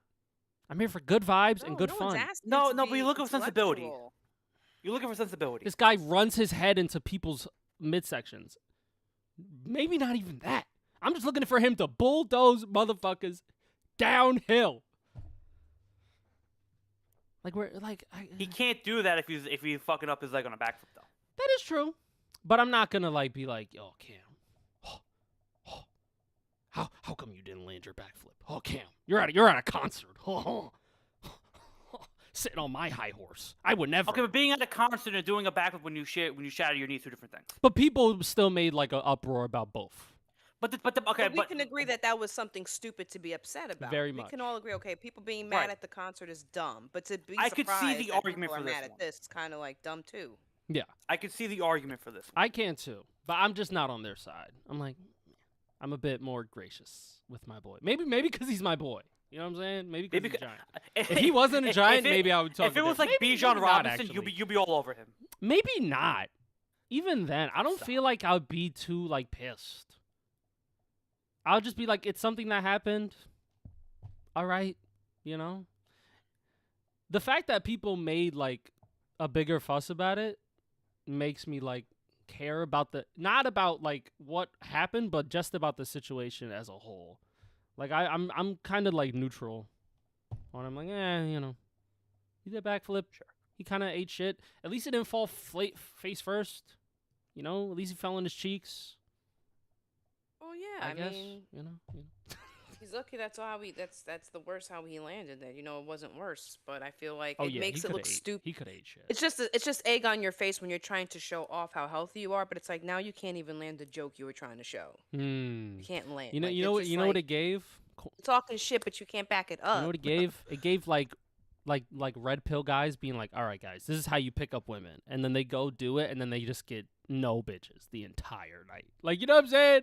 Like, all right, guys, this is how you do it, and then they all go to the club together.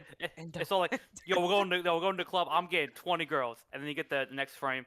Danny went to the club, picked up no bitches, went home to nobody. Ate chicken nuggets for 8 hours, and he got out of his chicken freezer. Nuggets.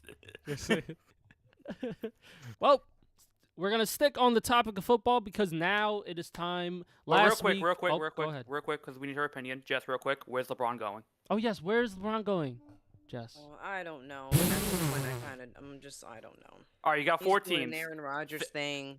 We did this last week. You got Philly, Cleveland, Miami, and Golden State. Where's he going? As the most likely. What do you think is the most likely? The easiest place he can go. What's the easiest place? Well, that's where he's going. What do you think? I don't know which one's easier. Because he can go to Golden State, but those people are old. He's not going to go to Miami. He doesn't want to share the spotlight like that. So you have Cleveland or Philly? Philly has a better team. Cleveland is his hometown. Well, then he'll probably go to Philly. But I don't want to get into this conversation about where he's going. He's pulling an Aaron Rodgers. Will he or won't he? Where's he going? How's he getting there? And of course, Adam Silver's like, we can't finish the schedule until he makes up his mind. So it's like crazy.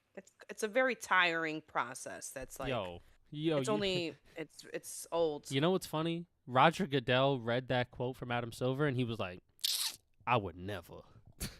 I don't give a fuck. Nobody's bigger than the league. Fuck that.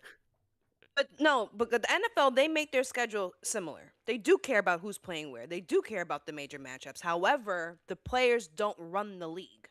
No. So the schedule's getting made at a certain time, if you're on a team or not. And they would never capitulate the control to a player. It is always about the owners. It is always about the shield. It is Aaron Rodgers, they talked about Aaron Rodgers for 2 years, but they still made that schedule. Yep. And they took a risk. They took a gamble on him going to the Jets and like, we're gonna just schedule the Jets bunch of 6 primetime games. time games. They would take the gamble because it's bigger. So they don't have time to be like, well, we'll see where if Joe Burrow's gonna stay in Cincinnati and it's July and we don't know the schedule. Like that's never gonna happen. Never. So Adam said he definitely looked weak in that in that. It was an honest. It was weak because it was like, damn. Now, It just Jess, didn't, me and like, Lewis it have a just didn't look prediction. good. Me and Lewis have a prediction that LeBron will announce his decision on 7/23. 23 for Jordan. Now, why is 23 important? Well, because of Michael Jordan.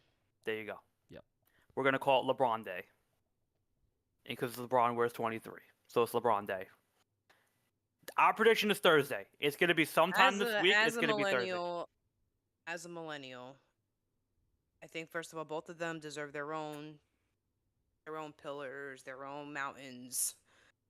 It's like apples and oranges, but I feel like it doesn't matter how many times LeBron uses 23. To me, it'll always be Jordan's number. It is synonymous with Jordan. Yeah, I feel like 6 is more LeBron, but he also wore 23. Like I feel like the majority of his career. So it's 6 or 23, 6, 7. Yeah, but I feel like the way like you guys are younger, but like people can just say growing up, people could just say 23, and we all know it was Michael Jordan. Yeah. 23 was his name. Like 23 was like an aura. It was a culture. It was like, yeah, you didn't need to say Jordan. 23, you know exactly who you were talking to. So that's why I feel like, and LeBron James knows that too. That's why he loves it. He's obsessed with Michael Jordan. His whole career is just like, I want to be LeBron, but he looked at the greatest and was like, that's where I'm going. So I'm not surprised if it's going to be on 7/23. Now, let's get into the NFC East divisional breakdown preview review. And we did the AFC East last week where we talked about the Jets. And we got to talk about them first because they were the worst. And it looks like we're going to do the same with my favorite team because last season, the Giants were the worst in the NFC East. So here we go, the NFC East divisional preview and breakdown. Daniel, can you just run me through the records that we had last year? Yeah, so the Giants finished last. Hang on. Just getting this. I'm getting put on the spot right now. Give me 1 second. We go here. Okay, here we go. The Giants finished 4-13. The Commanders finished 5-12. The Cowboys finished 7-9, and the Eagles finished 11-6. As your 4-1. So we'll start with the Giants on 4-13. And look, I think last year was I'm not gonna say expected because you went to a year we Who were was throwing their quarterback coach last year? Brian Daboll. Brian Daboll, good old. So Brian Daboll was a coach last year. He got fired midway through the season, which was shattering because the Mariners never do that. Yep. Joe Shane stayed on as general manager. Russell Wilson was the starting quarterback to start the year for the New York Giants. That didn't work out well. It was moonball after moonball. And about, I think it was 4 or 5 games in, Brian Daboll seen enough. He brings in Jackson Dart. Literally, and when Jackson Dart came in, 3 games. Took 3 games. And when Jackson Dart came in, not the quality of the team changed, but the aura of the team changed. You know, the feeling in the stadium and among the fan base changed because Jackson Dart came in. You had Cam Scatterbo there, and it wasn't pretty. It wasn't like Jackson Dart brought this team greatness, but he played really well. They still lost a good comp. They still had problems outside of their quarterback room, but Jackson Dart kept them in a lot of games, and his play by himself did a lot. But you also have Neighbors getting hurt. Literally, early in the season. the first start of Jackson Dart, Malik Neighbors gets hurt against the Chargers. Hurt. Cam Scatterbo got hurt. Most of their defense was shattered. The O-line was the O-line. So the Giants didn't win a lot of games, but the feeling around the Giants felt different, right? Abdul Carter showed some signs, even though he had the whole Lawrence Taylor debate going on. That D-line, Brian Burns was still great. He was phenomenal. You had a lot of talent still on this Giant roster. They just didn't put it all together. We get to the offseason. They fire Brian Daboll. They bring in a big name hire. You bring in John Harbaugh, right? You bring in this guy who is assuming they control the majority of the organization. He has control. He brings in a lot of talent in free agency. He brings in a lot of great guys. You get Malik Neighbors coming back sometime this year. Cam Skye will come back sometime this year. You have really good coaches. And you still have Jackson Dart, who had a very unique offseason. His one act that he did that sparked controversy among the Giants locker room.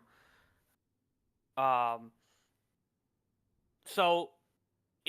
he's still Jackson Dart. You had the whole debate about whether he puts himself too much trouble with how he runs and how he throws his head out when he dives. Lewis has a whole video on that. But overall, the Giants last year, and this is my point, the Giants last year look starkly different to how they look this year. And we'll get to their schedule in a minute, but Lewis, I'll turn it over to you. This is a different Giants team now.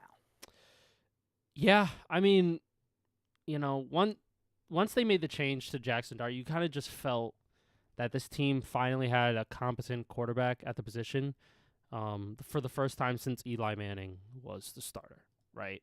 And even, at some of Eli's later years, right, he wasn't, the shining star that he once was, right?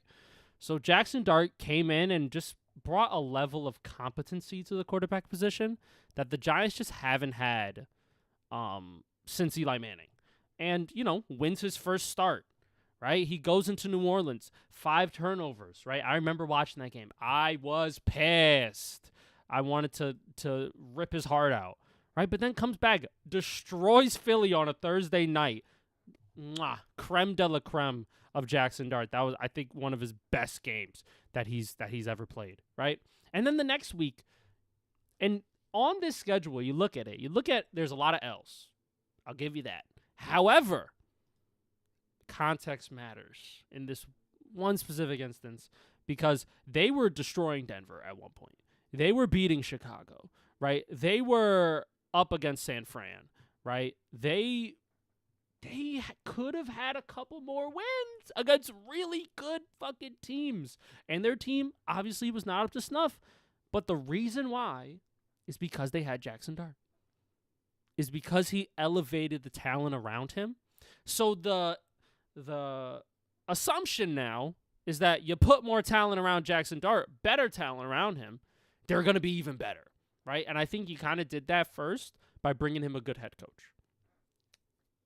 To be able to plug in guys into this offense to make it click and make it work and to really put in a good system for Jackson Dart to work, right? John Harbaugh, we know, taught or coached up Lamar Jackson.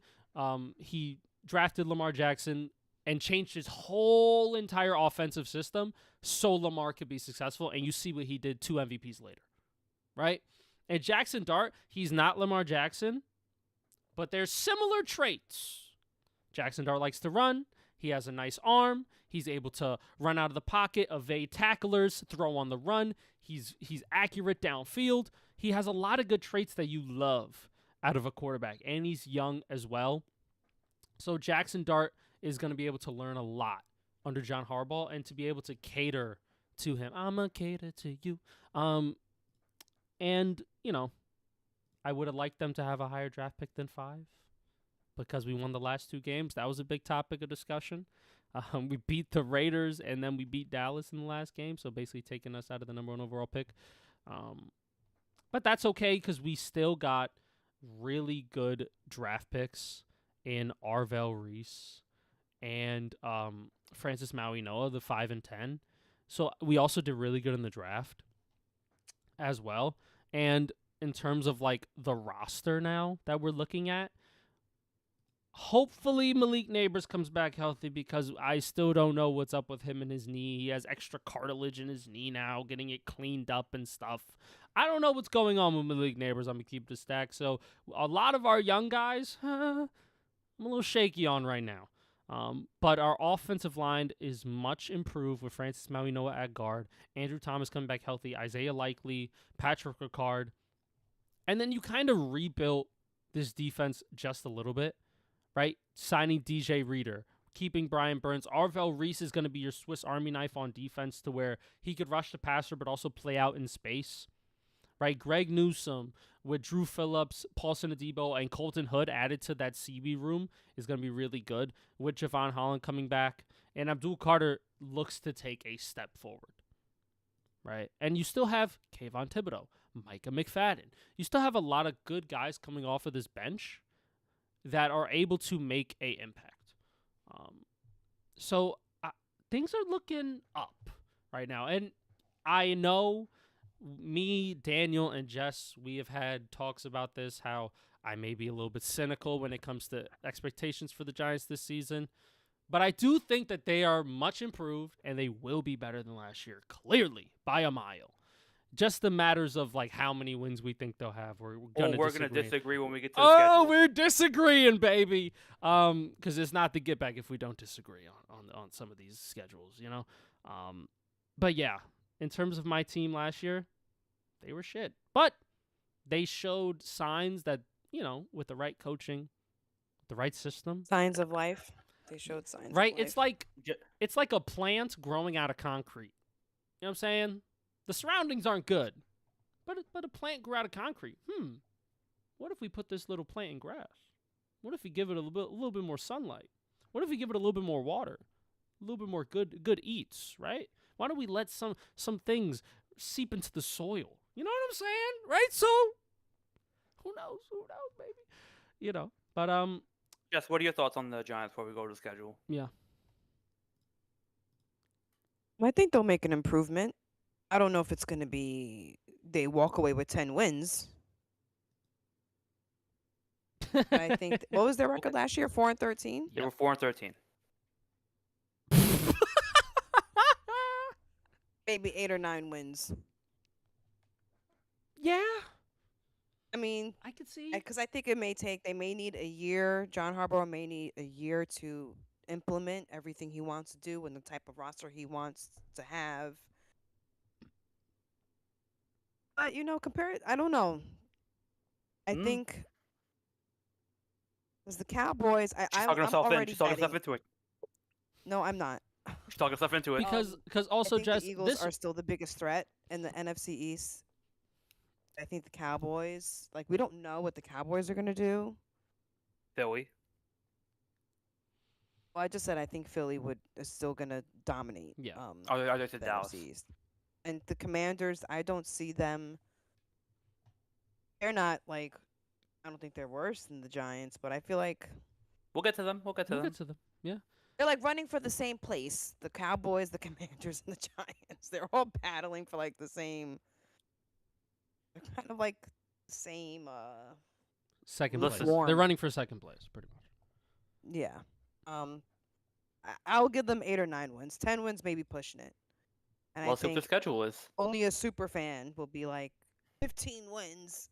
But Just I Listen, think they'll be, Listen, I'm gonna say this before we start. they'll be right above 500. I'm just before we start.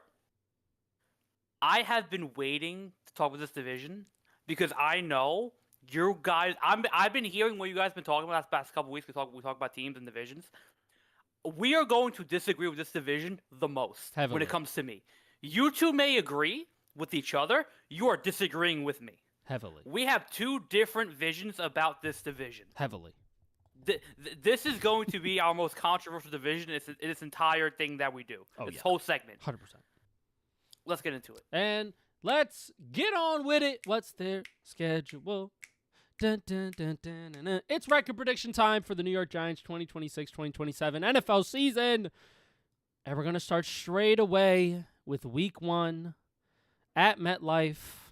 The Cowboys. It's the Cowboys taking on the New York Football Giants in week 1. Sunday Night Football. Guys, what are we giving? They're winning. They're winning. For opening? They're opening day, the 13th, against the Cowboys. They're They winning. better win that day. I They want better to. win I that want to be optimistic. Week 1, Cowboys have had Oh, they better really win good that day. records against the Giants in recent years. But you know what? Fuck it. We're giving them the win. We're starting up That's the John right. Harbaugh era hot. Okay. Jets are winning that day. They are winning that day. Let's take it. I wholeheartedly believe I it. hope so too. Week 2, they're going to LA. Okay, they're losing to the Rams. Okay, let's not get too ahead of ourselves. The Rams are building a nuke. They're The Rams are getting building a nuke. smacked. All right. I'm sorry. That is a week where like I'm gonna cry, but be like, damn, like I saw this beating coming because my report card said math was like a 50. So you know, it's one of those things. All right, week 3 against the Titans. They beat the Titans. I concur. I do think they beat the Titans. Yes. They're going to beat the Cardinals. They beat the I do Cardinals. think that as well. Week 5 against the Commanders. They beat the Commanders. Do they split? Because NFC East is one of those divisions where it makes sense to go split for all of them. Like it really Let's does. see if let's see if Brandon Ayuk's gonna be there first. Oh God! Even with him, God. ugh. He's going to be in a therapy. He needs to be in like a communal home with like friends. You know what I'm saying? That like just want to see him grow and do better. You know. I'm gonna give I'll give the Giants the win here, but then I will give them. I think they will split because the NFC East is just like that for real. I'm gonna say they split all the division games. I'll say that. I'll say they go 3 in this division. Yeah, that's probably the most likely. I think so I'll everybody probably in give this them that. division goes 3-3. I'll say that right now. And you know what? I think that's like a sure bet, probably. But week 6 against the Saints, I think they beat the Saints. I think we get this one They beat the back Saints. because last year, we should have beat them. Jackson Dart had 5 turnovers in that game. I remember that. So week 7 against the Texans. This is tough. They lose. I think they lose too. I think that defense is really good. But I will say this: Jackson Dart looked good against good-ass defenses last year. He looked aight. Better offensive Yeah. line. I'll give them the loss. I'll probably give them the loss here too, but I think that you know what, this is one that I think could be actual upset. So, you know, But we can say loss with an upset possibility. yeah, Right. I give them that. Week 8 they have a bye week. Week 9 against the Eagles. Are we giving them the loss or win here? Are they in Philly or are they here? They're in Philly. They'll lose in Then Philly. they're gonna Alright. lose it. All right, we'll Yeah. give them the loss against Washington as well because they won the last one. Oh no, 3 in a row, guys. Oh no. Oh the sky's no, falling. the collapse. The sky's falling. They lost 3 in a row. Week 11, Jacksonville going to MetLife. How do we feel? I feel like that could be a toss-up game. Oh, Jacksonville. this Definitely is a toss-up tough. game. Oh, this is so fucking tough. Are they in Jacksonville or are they in They're New in York? No, they're here. Week And 11. I'll That's give what? them- I guess you can give them the win. That's November? Here. I believe so. That's November, right? Yeah. Is that a primetime game? I feel like that's a primetime game. Why do I feel like it's a primetime game? I'm leaning loss, but it's close. No, it's a 1:00 game. I'm leaning I Jacksonville, feel, win here, but I could. I be feel like they persuaded. can beat Jacksonville, though. I think so too. I really do. But Duval, I you mean- know what I'm saying? Like, You said they're playing here? yeah, they're playing in MetLife. They're playing in New York, yeah. Jersey, I New guess York. you can give them the win. I'll give them a win because I see a loss down the line where I could justify it. Yeah. New York against the Indianapolis Colts. Will Daniel Jones be back? I think you're beating Indy even with Daniel Jones. I believe so as well. I don't because rate he's this Indy coming team back right from now. an injury. We don't know how he's gonna be. Yeah. And 7-4 at week 13. Heaven. Week 13 against the 49ers. This is where it gets a little tough. We're gonna disagree on this game. I'm telling you that right now, because I already know I what you're think gonna they say. lose. I'm leaning loss, but it's close. I think this could be I'm also an saying they're upset. winning. I will say loss with the I think they're winning. possibility of upset. I think it's the I same think as they're like the winning. Texans. I'm leaning I think loss. they're winning. I think they're winning. Think they're winning? I think they're winning this game. I mean, they could. They Okay, lost I think with this last team, year, I think with but- this team at this point of the season, we're gonna know if either one of these teams are playoff bound. So I feel like if the Niners catch some heat and they're steamroll and if they're really good, they probably will win this game. Now, if the Giants are somehow, I think they're gonna lose. I'm gonna say they're gonna I lose. think so too, but I wouldn't be upset with an upset. You know what I'm saying? I'm saying okay. I'm saying win. I think Fair. it would be awesome if they upset. Oh, I would That'll be love a it. great Love it. game. I love it. Week 14 against the Seahawks. Loss. Yeah, They lose. yeah. Former Oh. champ. Yeah, they're still so fucking good. Week 15 against the Yeah. Browns. We're winning. You're beating the Browns. We're beating the Browns. Week 16 against the Lions. I'm Oh. saying loss here because I'm you beat gonna say Jacksonville. loss. It's either you're winning in Detroit or you're beating Jacksonville. It's one or the other. That's how I'm seeing the schedule. Week 16. I'm gonna Detroit. say loss. I'm leaning win here. I'm leaning win, but I could see your I'm point saying on loss. So I'll go with the majority here of loss. Oh, sorry. There we go. Week 17. So they lost. They beat Dallas already, so they got to get a loss, and they lost to Philly, so they get a win here. So they're 9-8. I don't I think that's said that crazy. 8 or 9 games. And you know what? With a potential of 11 wins. If they beat the Texans 'Cause- and they also beat San Fran, I think And they'll- Detroit. and they could beat Detroit. Yo, there's a lot of 50-50 ass games on this where I'm like, I They could probably see have it one be of going the the more way. exciting. They like, could be a schedules. 12-win team. If everything goes right, they could be a 12 What win did I say? team. If everything but Daniel, this is the NFL. say? Not everything goes right. What did I say? Okay? What did I say? Not everything goes right. What did I say when the schedule dropped? What did I say? Potential 12-win team. What did I say when the schedule I dropped? think you did. Yeah, I think you did. Just saying. Potential.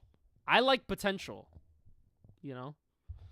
I like it. I It's think nice. 9-8 is probably the likely record, but I could see 10 to 12 wins on this. Let team. me I tell you really right could. now, if we go 9-8, I'm doing a fucking happy dance on stream. I'm having a great time.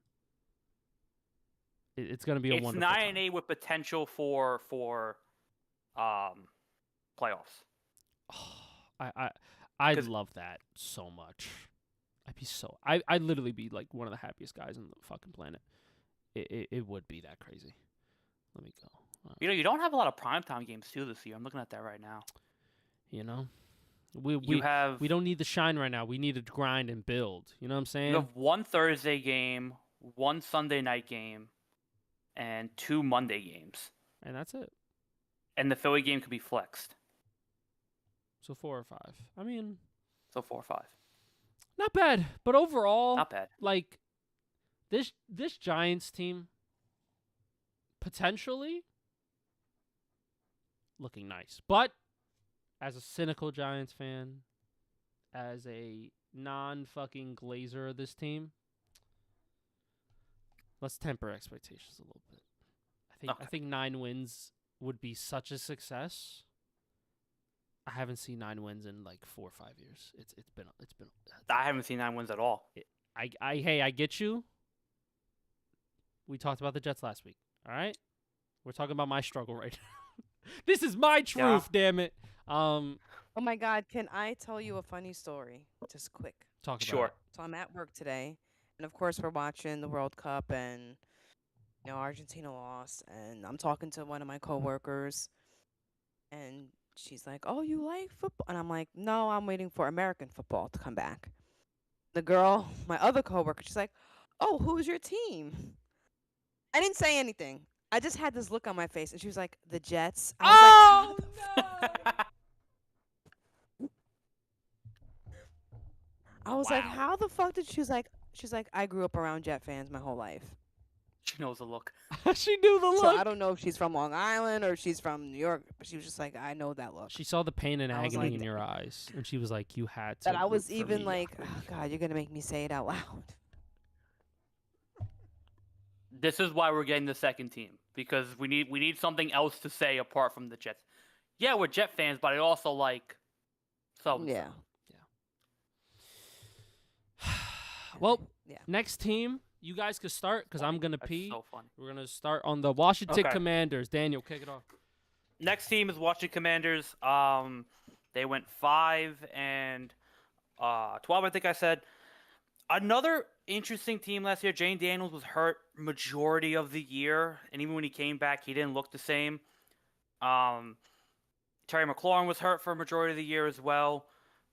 The defense really wasn't all that when they started. A lot of hype around the Commanders, not a lot to really go off of. They were hurt. They didn't play great without Jane Daniels, and Dan Quinn had a decent year as head coach. Cliff Kingsbury, he was a good coordinator when he was there. Look, it's weird. It's a weird team. Well, they were a big disappointment because They were a huge before that disappointment. they were on fucking fire. Yeah, Like, we thought that Jaden Daniels was like the second coming. Like, holy shit, this friggin' rookie came and just like blew away the NFL. Didn't they go deep in the playoffs? That's not a misremembering. They were. No, they beat the Bucks in the first round, and then I think they beat Detroit, and then they lost to Philly in the conference finals. So that was 2 years ago, and they lost to Philly in the conference final game. But then last year, Jane Daniels was hurt. This team lost a lot of talent. It wasn't a good team. The defense has basically nobody outside of Terry McLaurin and what's his name, Krusky Merritt, the running back, who was actually a pretty good running back last year. This defense, this offense really doesn't have anybody of note that's really exciting. Javon Kinlaw is probably their best defender. They drafted Sonny Styles this offseason with the 7th overall pick. No. He's not. Potentially having not the best defender. It's Deron potentially Payne having Brandon Ayuk, but you never know. Brandon Ayuk could come in this locker room. So if that's the most exciting thing about the offseason, that not reading right? that So shit it's at like, all. Sorry. but it's like this is the thing. Like the most exciting thing about the Commanders offseason was that potentially they might be getting Brandon Ayuk, even though they might not even want him. So it's like this was a bad team last year. I don't see where they improved this year. They did nothing in the offseason. They did nothing in free agency, nothing in trades, nothing in the draft that excites me. So it's like,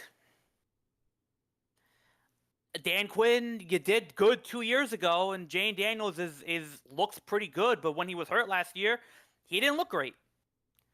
Can't stay healthy this year. Well, now it's can't stay healthy this year. He needs to stay healthy, and for his own career's sake, he has to show something. You don't want to be that player who's like your only great year was your first year. C.J. Stroud. That's where I was going with it. He might turn C.J. Stroud with a worse team. Because at least C.J. Stroud has an elite defense to back him up. The Commanders don't have anything. Yeah, they got some guys, but overall, I'm not like. Sounds like they're going to worried. be in last place.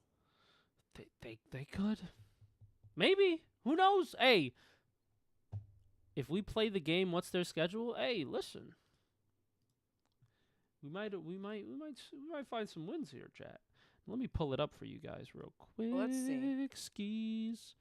There we go. Let me pull it up for you guys. There we go. And let's play the game. What's their schedule? And here we go with the record prediction for the Washington Commanders 2026-2027 NFL season. We're starting straight away. They're going straight off to Philadelphia to take on the Eagles in week 1. And that is a loss, yes. Week 2 against the Cowboys. Loss. I concur. Week 3, I'm not even going to say it. They're losing to the Seahawks. Week 4 against the Colts. This is where That's like a toss-up. I could see a win here. I could see potentially a win. They could possibly win. But See, here's the thing, I'll right? say win. Is Daniel Jones going to be playing, and is Brandon Ayuk going to be on the Commanders at this point? Right. That's the question. That's the question. even if he's on the Commanders, I'm still not. You know what I'm saying? Like I don't fear them at all. Right. You know, I'm. What I'm do you leaning guys? Colts. I'm leaning Colts too. I actually think they have the better team, better defense. Are you eating a straw? Yeah, he's a boy. All right, he's all right. At least his favorite flavor of straw. I don't know any is boys walking plastic, around eating all right? straws. Okay. Boys just like chewing on shit. It's I like fun. chewing on. I don't have gum, so I chew my straw. Yeah. Why do you think Cam Scadaboo's favorite fucking crayon flavor is blue? You know? Gosh. Like, understand. Get a hip, you know? But I think they're going to lose. What do you want from me, Jess? Um, What do you want from me? I just didn't know what that was. That's it. I didn't judge it. fair I just said I didn't know what that was. I'll put the straw down. So we gave the Giants the win in Week 5 against them, but then we gave them the loss. Right. So, you know, they're going to split, I think, because this is just the division to do it. So God, are they gonna split with the Eagles? Probably. You know, it's one of those things where in division, like, it's more even than it is, like, lopsided. Sure. Wait, did you skip the I'm Niner game? I'm skipping some. No, because he's I'm giving just them I'm wins just against giving the them the wins for the other divisional games. That's it. So Week 6. They're losing. They're losing. Yeah, they're losing to San Fran, yeah, by the way. of course, yeah. Week 11, they're losing against the Bengals. It's not even close. You skipped the Rams. Oh, it is good. Oh, well, we know what that is. We know they're losing. I feel like this record is like a lot of we know. They're beating the Cardinals. They're just better than them. They're beating the Titans. They're just better than them. Are they though? Are they better than the Titans? They're kind of like in the same boat. They're in the middle. They're in the I'm middle. gonna give them the win. I'm gonna give them the win. You know what? Give me the Titans. Fuck it. Why not? Give me Cam Ward. I don't hate that. I don't hate it. Right? I don't hate that. I don't hate it. I don't hate that. I don't mind it. You know what? Fuck it. Give me the Titans in Week 13.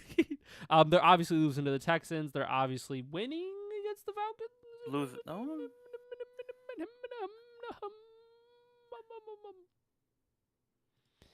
They have Who's a the sucky quarterback? schedule. Who's the quarterback? Tua. Michael Penix or Tua? God. It does not sound exciting, the schedule at all. Yeah, they That's probably mainly due to them. they probably beat Atlanta. Yeah, the schedule is bad. It's a bad schedule for them. But they're also just not good, Jess. They're just not They're good. losing to the Vikings. I'm sorry. So I'm saying losing to they're the the And ones they're that don't losing to make the this Jaguars. appealing. 5-12. Same record they had last year. And that's giving them wins against Philly and Dallas. Now, could they beat the Titans? Yeah, that will give them 6 wins. Could they beat? I don't know. I tried to find another win here for them. But Couldn't even find if it. you No, give I them the think it's wins, okay this to team say goes that nowhere. that they're gonna have the same schedule. It's okay. No, they're probably gonna be the same way last 5-12. That's it. Yeah. Okay. Does Dan Quinn get fired? With this record back to back, no. Back to back 5-12s? I Does he get disagree. fired? I think they'll give him one more year. One more year. Then they better do something in that next year. Yeah, I agree. Because if they don't, kaputs. If you get a full healthy year, Jane Daniels, you go 5-12, and you sign nobody again, and you trade for nobody again. Yeah, you're cooked. What are we doing? He could get fired mid-season. I wouldn't put it past the Commanders. If That they makes start, sense. what is that? 1, 2, 3, 4, 5. If they start 0-6 going into a bye week, I wouldn't be surprised. Could we? Yeah. You know what? I think you're right.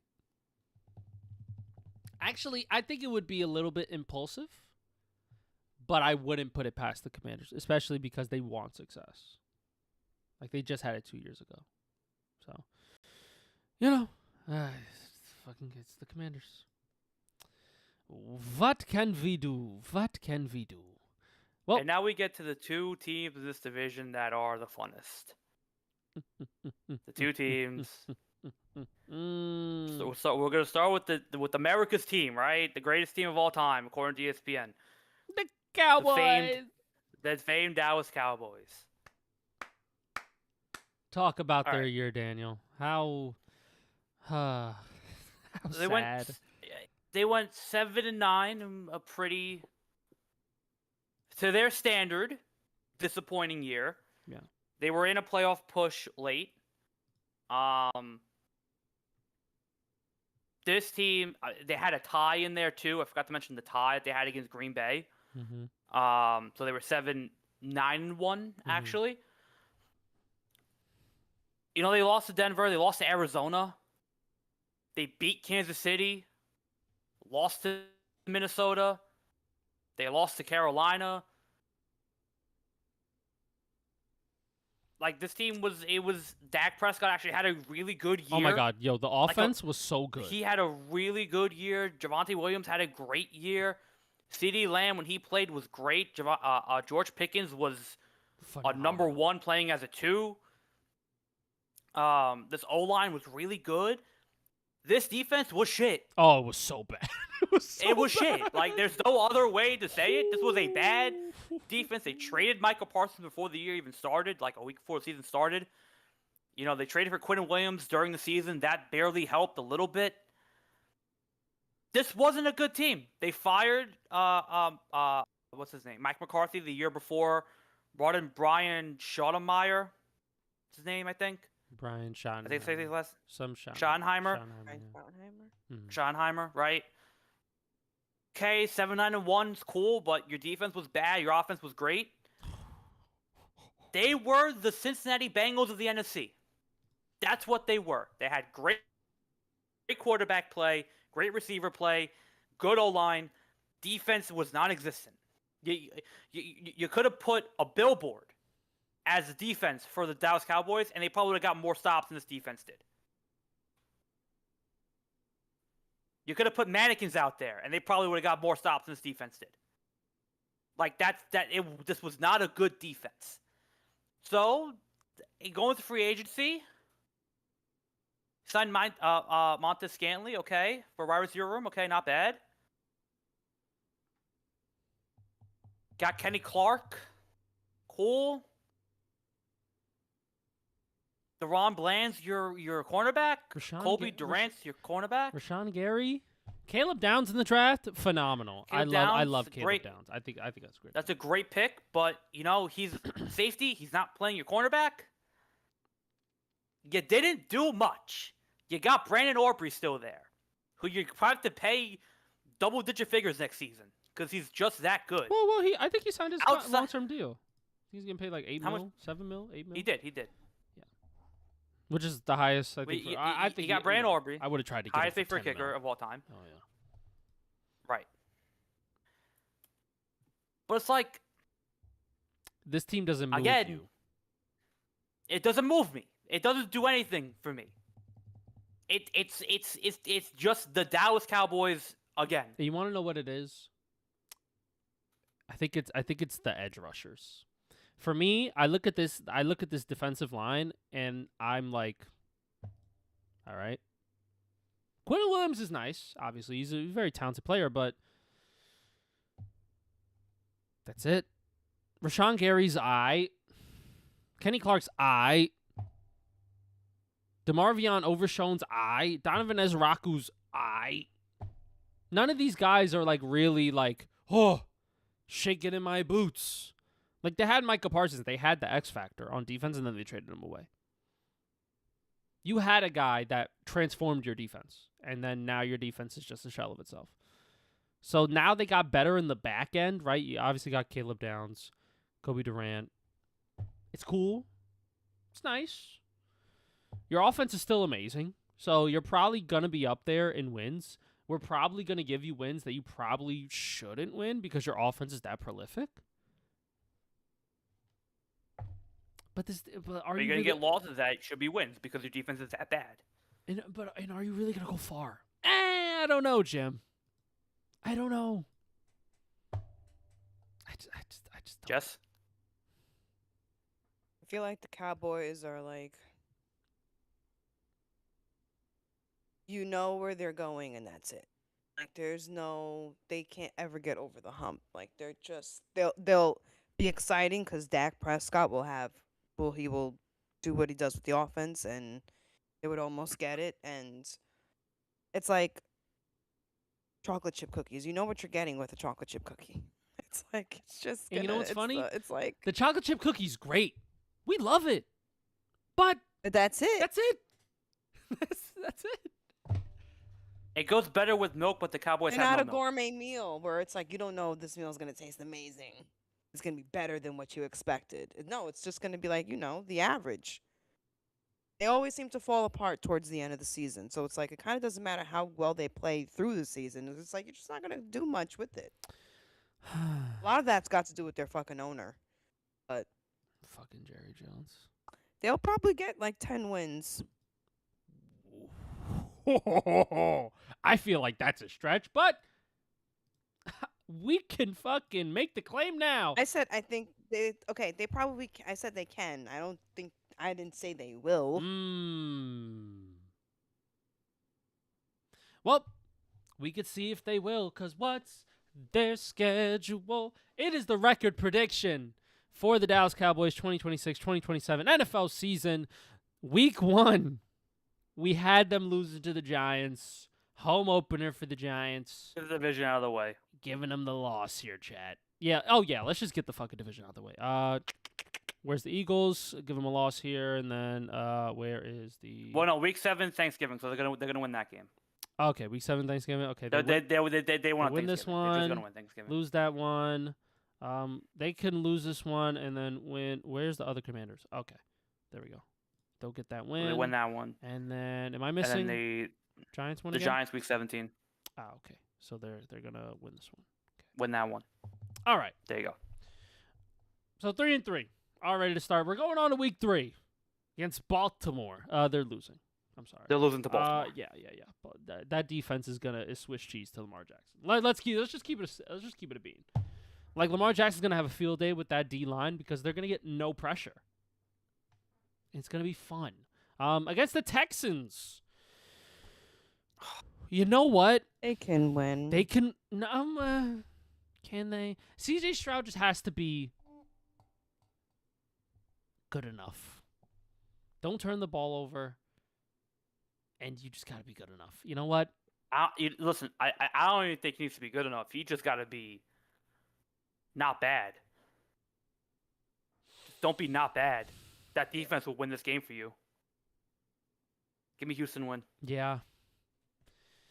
I'm giving that. Week 5 against the Bucks. Now this is Week 5 Tampa, but they're getting the loss here. I'm sorry. Really? I would love to give I was it to going to Tampa. give them the win. I love to give it to Oh, Tampa. you mean give Tampa Bay the loss? Okay. Yeah, I'm giving Tampa the loss. I love to give Okay. Tampa Bay the Okay. win, but I just think this season is going to be a little bit rocky for them. So, we'll Yeah, take I that. agree. Week 6 against Green Bay at Green Bay. How do we feel? Tied last year with Green Bay. At Green Bay, they probably. I could give lose. them a win here. I can give him a loss. I Jess, think Jordan Love will just play better. Will play better against that defense. you're the deciding factor.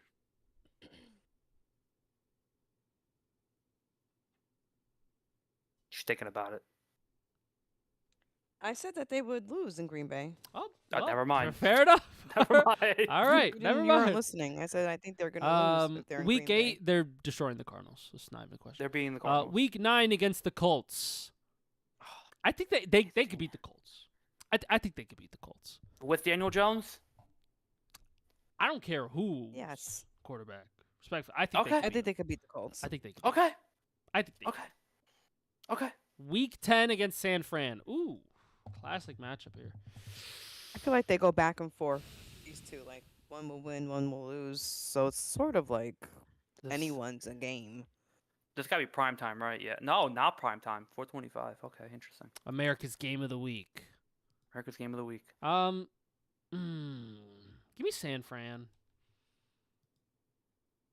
I see the pattern. I see the pattern. There I see the pattern. you go. Week the 11 Pattern. against the Titans, they're smoking. They're smoking. They're the winning. Titans. Yeah. For the Pattern. Are they Seattle, beating they're losing. Seattle? No. No. Yeah, no. Yeah, And they're I not going to tried. beat the Rams. I don't think so either. And they're not going to beat the Jaguars. They're not. I was going to give them the win, Ooh. maybe. I don't think they're beating Jacksonville. I think Trevor Lawrence and Cohen tear our defense up. That defense is still bad. Yeah, it's the defense. That offense against Jacksonville was really good. I feel like it can be either one's game, but I mean, if you want to say that they'll lose, I mean, yeah, I guess they'll I lose. think Jacksonville is going to win. I would give Jacksonville this one. Damn, 7-10. Fuck. Oh damn. Maybe they're not gonna get 10. Listen, okay. So now let's have this 7-10 conversation. is a terrible record That's awful. For the them. Cowboys. Like they can't do 7-10. They have to have upsets in here somewhere. Maybe Maybe they beat. do walk away with the San Fran you know where win. I Maybe think is they do a walk nice away upset? with the Jaguars win. San Fran. Jacksonville. And don't get me wrong. Hey, don't bite my head off. I think they could walk into Seattle and put up points. I think either Seattle or LA they can win that game if they put up points. Yeah, that's the thing. I feel like they could get 2 more wins here, maybe get to 9, because their offense is so good. But will they? Okay, let's have this conversation, and then we'll move on. Mm-hmm. If they go 7-10, right? I'm not saying we fire the coach. What I'm saying is that, oh damn, where'd it go? I'm saying Dak Prescott has 2 years left on his contract after this year. What are we doing with that? Do we think Dak Prescott becomes disgruntled? Do we think that this may be the year that Dak Prescott maybe wants a bit more? There's a potential trade that happens after the season if they go 7-10. Because Dak Prescott's going to be 34 next year. It has been in maybe, how many, 7 playoff games? 7 or 8? Yeah. I think it depends To on a the conference landscape. final. I mean, if you're Dak Prescott, like you run the risk of going to another team. Okay, say he's like, okay, I've had my filling with the Cowboys. I just want to go somewhere else. He has the potential to possibly like flop at another place. You'll be older. You don't know what it's gonna look like. It's like, do you want to take the risk of going to another team and still having a shitty season, or like when you can just be a fucking cowboy? At least you're a cowboy. We're losing, but I'm a cowboy. I'll still get my money. You know, it's like pain here or pain there. It really depends on if he stays healthy. If he stays healthy consistently for the next 2 years, and he's doing everything he can, and the Cowboys still aren't moving the needle, maybe he takes the jump. But if it's the same old, I think it depends on his motivations. Yeah. Because I feel like if there was a time to leave Cowboys, it could have been before you signed that extension they gave you, 2 years ago? Right before the season started? 4 years, 240. You know what? If I have an opinion, That was probably the time to go. I don't know. It's dangerous for older quarterbacks because not everyone's going to be a Peyton Manning. You know, where you go to the next team and you win them a Super Bowl. Like, we just look at what happened to Russell Wilson. Even Aaron Rodgers was way better than Russell Wilson. They tried this to go to separate teams after being with teams for so long, and then look, you don't know. I don't know. It all depends. He's got to see what's out there for him. I think he ain't going nowhere. And the reason I say that is because Dallas Cowboys, with their quarterbacks, they be fucking frontin'.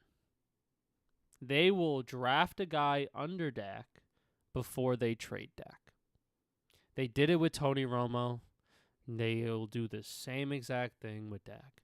They will draft a guy in the first or second round and be like, hey, learn under Dak for a year. And if Dak gets hurt, Or if he shows out and, Dak just up at the end of his contract, the rookie will take the reins. That's what I think will happen. I don't think I don't think they're gonna trade him. No. The Jerry Jones be fucking bullshitting all these trades and shit. The real crazy one was Micah Parsons, which was wild. I don't know why he would trade Micah, but I guess they had to pay other guys. But you pay that guy who's really good. Well, they had a contract. They just didn't want to sign it. So it's crazy. Well, because he's had enough. If Michael Parsons had enough before Dak Prescott had enough, isn't that crazy?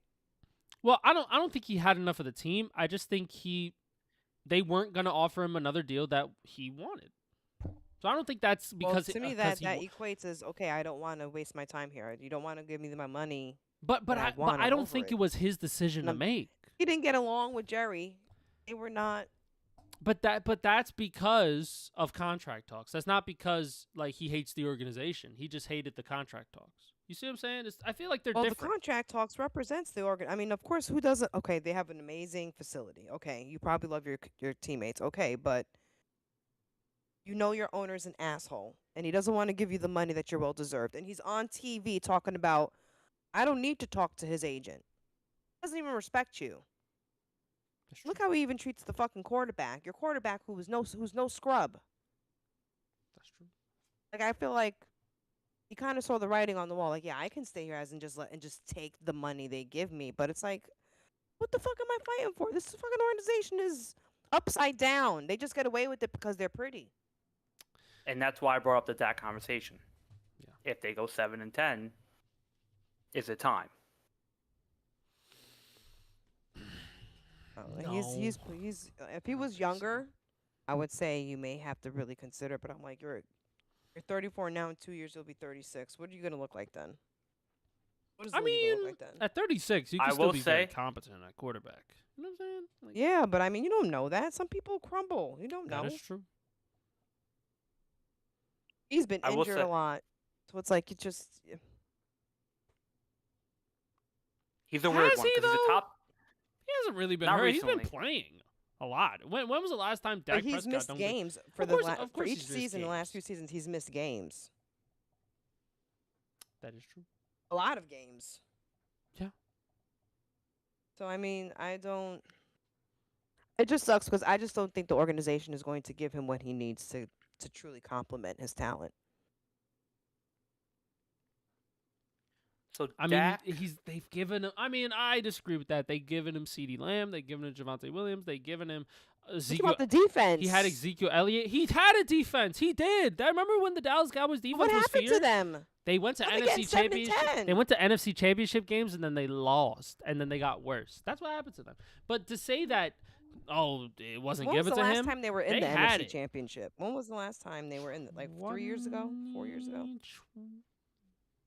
2019? I got you. You can't even say the year. 2019, I think. Got you right now. Talk to me. Okay, that's a long time ago. 2019, 2018, 2020. Talk to me, Daniel. Okay, that was a while ago. Give me a second. That was a while ago. But you're saying to say he never had it. He had it.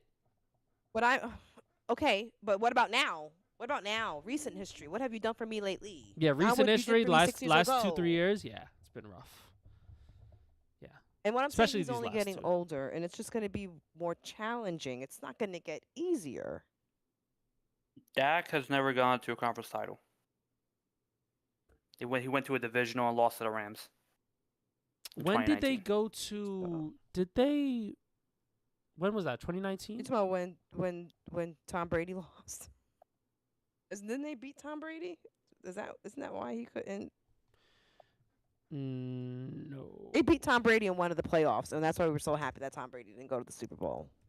Dak lost the divisional in 2017. Won in the wild card, lost the divisional to the Rams 2019. Wild card 2020 lost. Wild card 2023 beat Tampa, lost in the divisional to San Fran, and then they lost to Green Bay in 2024. Yeah, you're right. Damn, 2022 was the last time they made the divisional. Dak is 2-5 in playoff games. Damn. Yeah. Damn. It's not good. Yeah. And it sucks because some of those teams are pretty good, and they just can't. Like as an organization as a whole, they just can't. Like I feel like they have like a boogeyman over them. Like something is like Yeah, it's called casting Jerry. magic. With Jerry.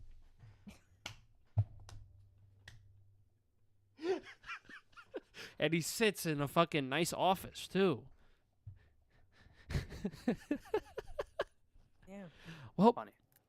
I will say this too. Dak has this year, next year. After next year, he has an opt-out. And then he has the following year. I could see an opt-out. Yeah, he'll probably opt out. I don't mind So that. if the Cowboys draft don't know a if that'll be quarterback good. after this year, there's something that they know. I feel like it's almost what Lewis said. Like, even if they do draft, Jerry Jones could just be like, okay, I drafted this guy. That don't mean he playing. I'm just protecting my. I'm just protection. But that means That's he's it. playing next year. Oh, maybe.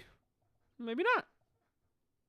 Not if Dak is having another great year. If Dak continues the ball, you cannot justify benching him for a guy Yeah, who's he on. would. I don't I'm think not saying Jerry's that benching. I'm crazy. saying that Dak's like, oh, you drafted this guy, I can opt out. Peace.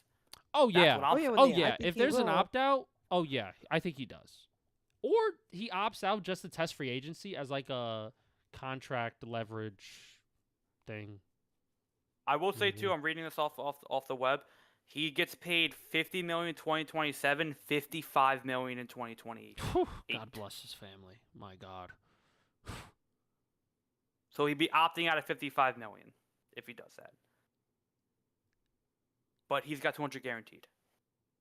I don't even think like money don't matter, but like I guess it matters because if he's going to another team, then he would want at least something comparable. Maybe for like 1 year, but then damn, that's a lot. For I think Dak if he's Prescott. My God. within these next 2 years, if he's putting up the numbers and he hasn't declined and he stays healthy, another team can offer him that money. That is He true. doesn't have to I agree. miss Jerry Jones's money. Yeah. I agree. Yeah. Some team will offer him 50 million easily, maybe even 60. I could see it. Yeah. 3 years, 180. I can see I that. know we Team's like done him that. now, but 2 years ago, didn't Trevor Lawrence get like one of the biggest? Yep. And he didn't fucking put up no Dak numbers. Yep. That is So it very doesn't So hurt. I'm true. sure there's. Yeah. So it doesn't So hurt. I'm sure there's a team out there that'll be like, you know what? The Arizona Cardinals come on board. Listen, Kirk Cousins got 4 years, $180 million at 36. If he could do Teams it, don't Dak give could a do it. fuck. Dak, you go, champ. You go get your money. You know king. what? Dak in Atlanta? Honestly, Atlanta's defense Honestly? ain't that bad. Atlanta, do it. Atlanta, don't be a bitch. Do it.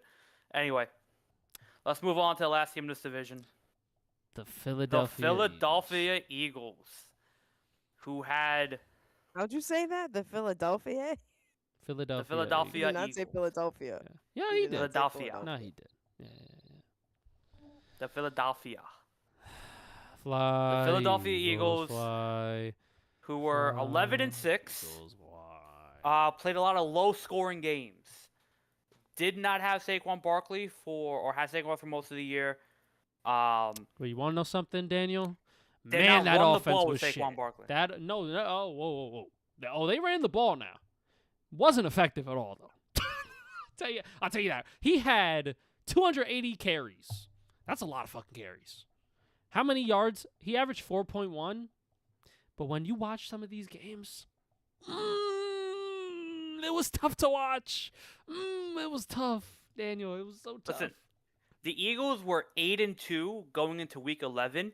It did not feel like they were 8-2 going into Week 11. Yeah. Okay, that's how it felt. Yeah. It was one of the weirdest years to watch it because they were good. They were good, but they weren't Dominant. the Eagles, They weren't dominant. right? Like they had the team still. They basically brought back the same team that won the Super Bowl last year or 2 years ago at this point, but it didn't feel like that team. It's hard to pinpoint what went wrong. You could blame the corner. You could blame Sirianni. You could blame Jalen Hurts. You could blame A.J. Brown. You could blame Saquon Barkley. The defense was good. It was arguably great for a majority of the year, Nah. especially down the stretch. This defense was great. And they got to the playoffs. They lost to the Niners in a 23-19 thriller. So I think we know who to blame, and I'll tell you right who now, we blame? Daniel. The offensive coordinator last year for the Philadelphia Eagles. I'm glad they got rid of him because he literally was committing war crimes against the state of Philadelphia. What he was doing to Saquon Barkley, my former Pookie Bear. I love Saquon Barkley. I was happy to see him win a ring, to win a championship, for him to go and get 2,000 rushing yards. Shout out to him. We debate that, but okay. Shout out to his But family. then you have to ask why they didn't tap back into that. You know what? You know Magic. what, Jess? They tried, but they were not creative at all. You want to know why? When you watch this offense, you know what they did? First down run, second down run, third down pass, and they did that every fucking drive.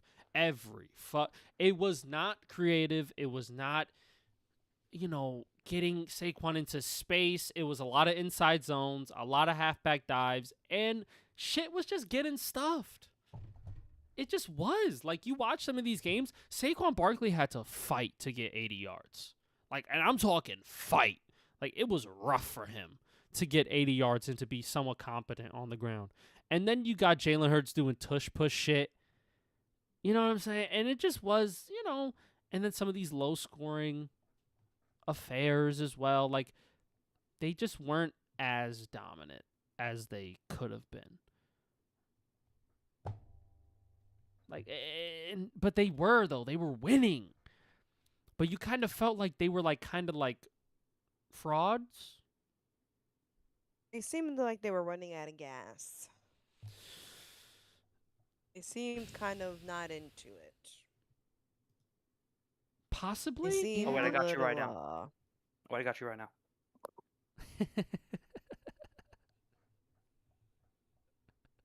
They didn't seem happy. And I'm like, you are Super Bowl winners. What the fuck? What's with the long face? Would you say that some of them were reading on the sidelines, Jess?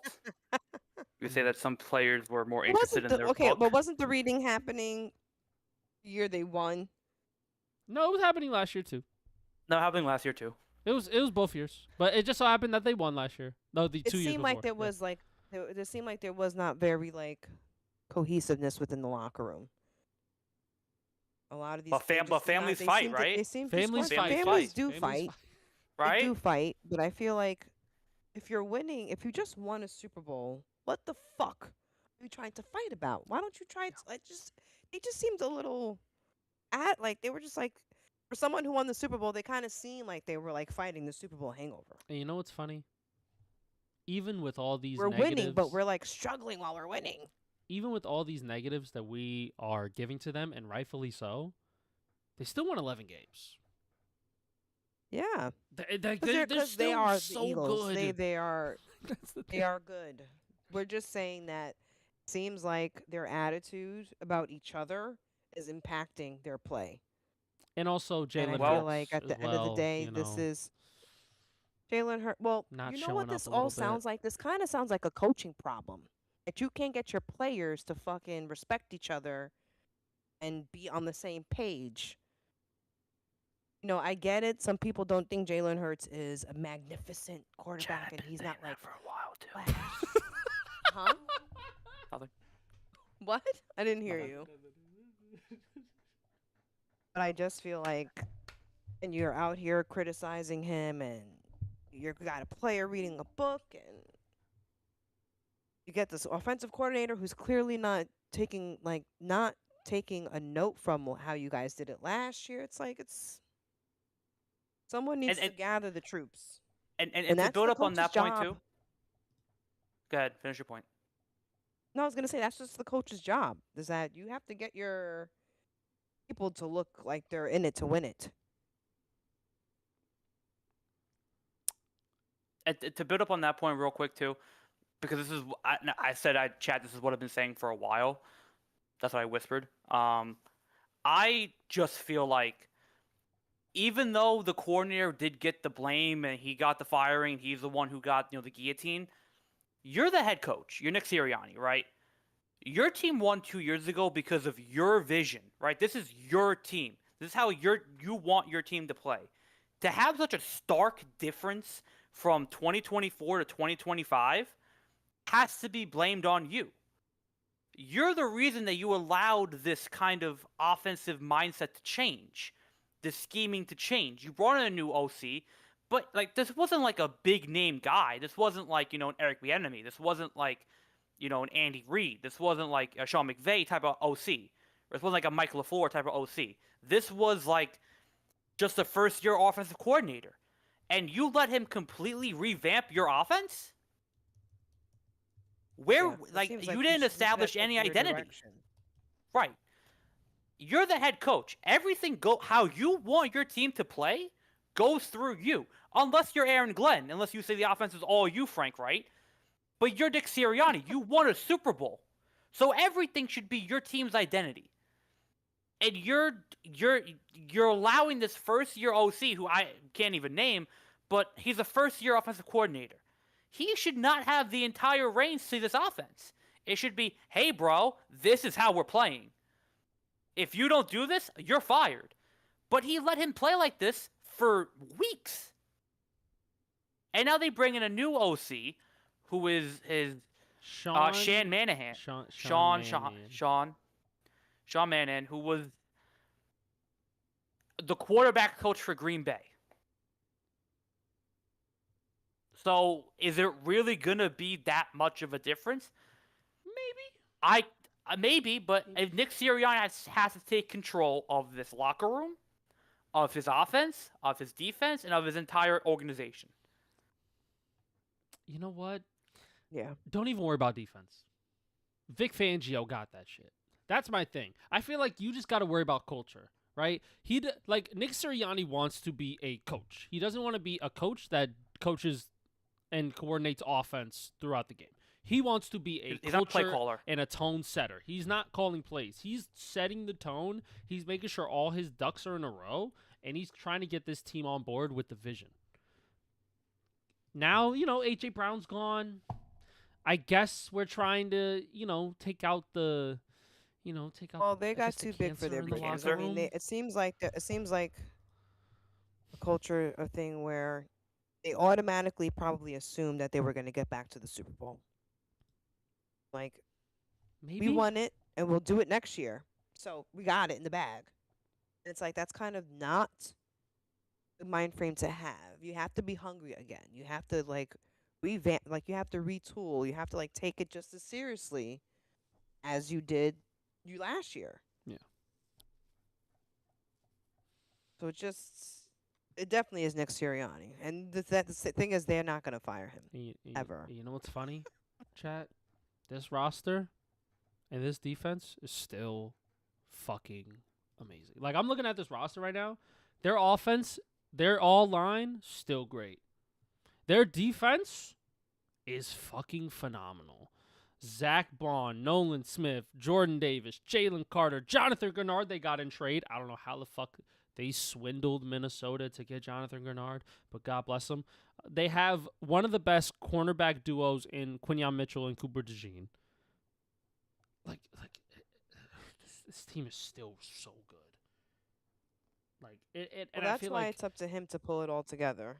if they could just coaching could just come together and be cohesive, I think I could see a 12 to 13 win team still.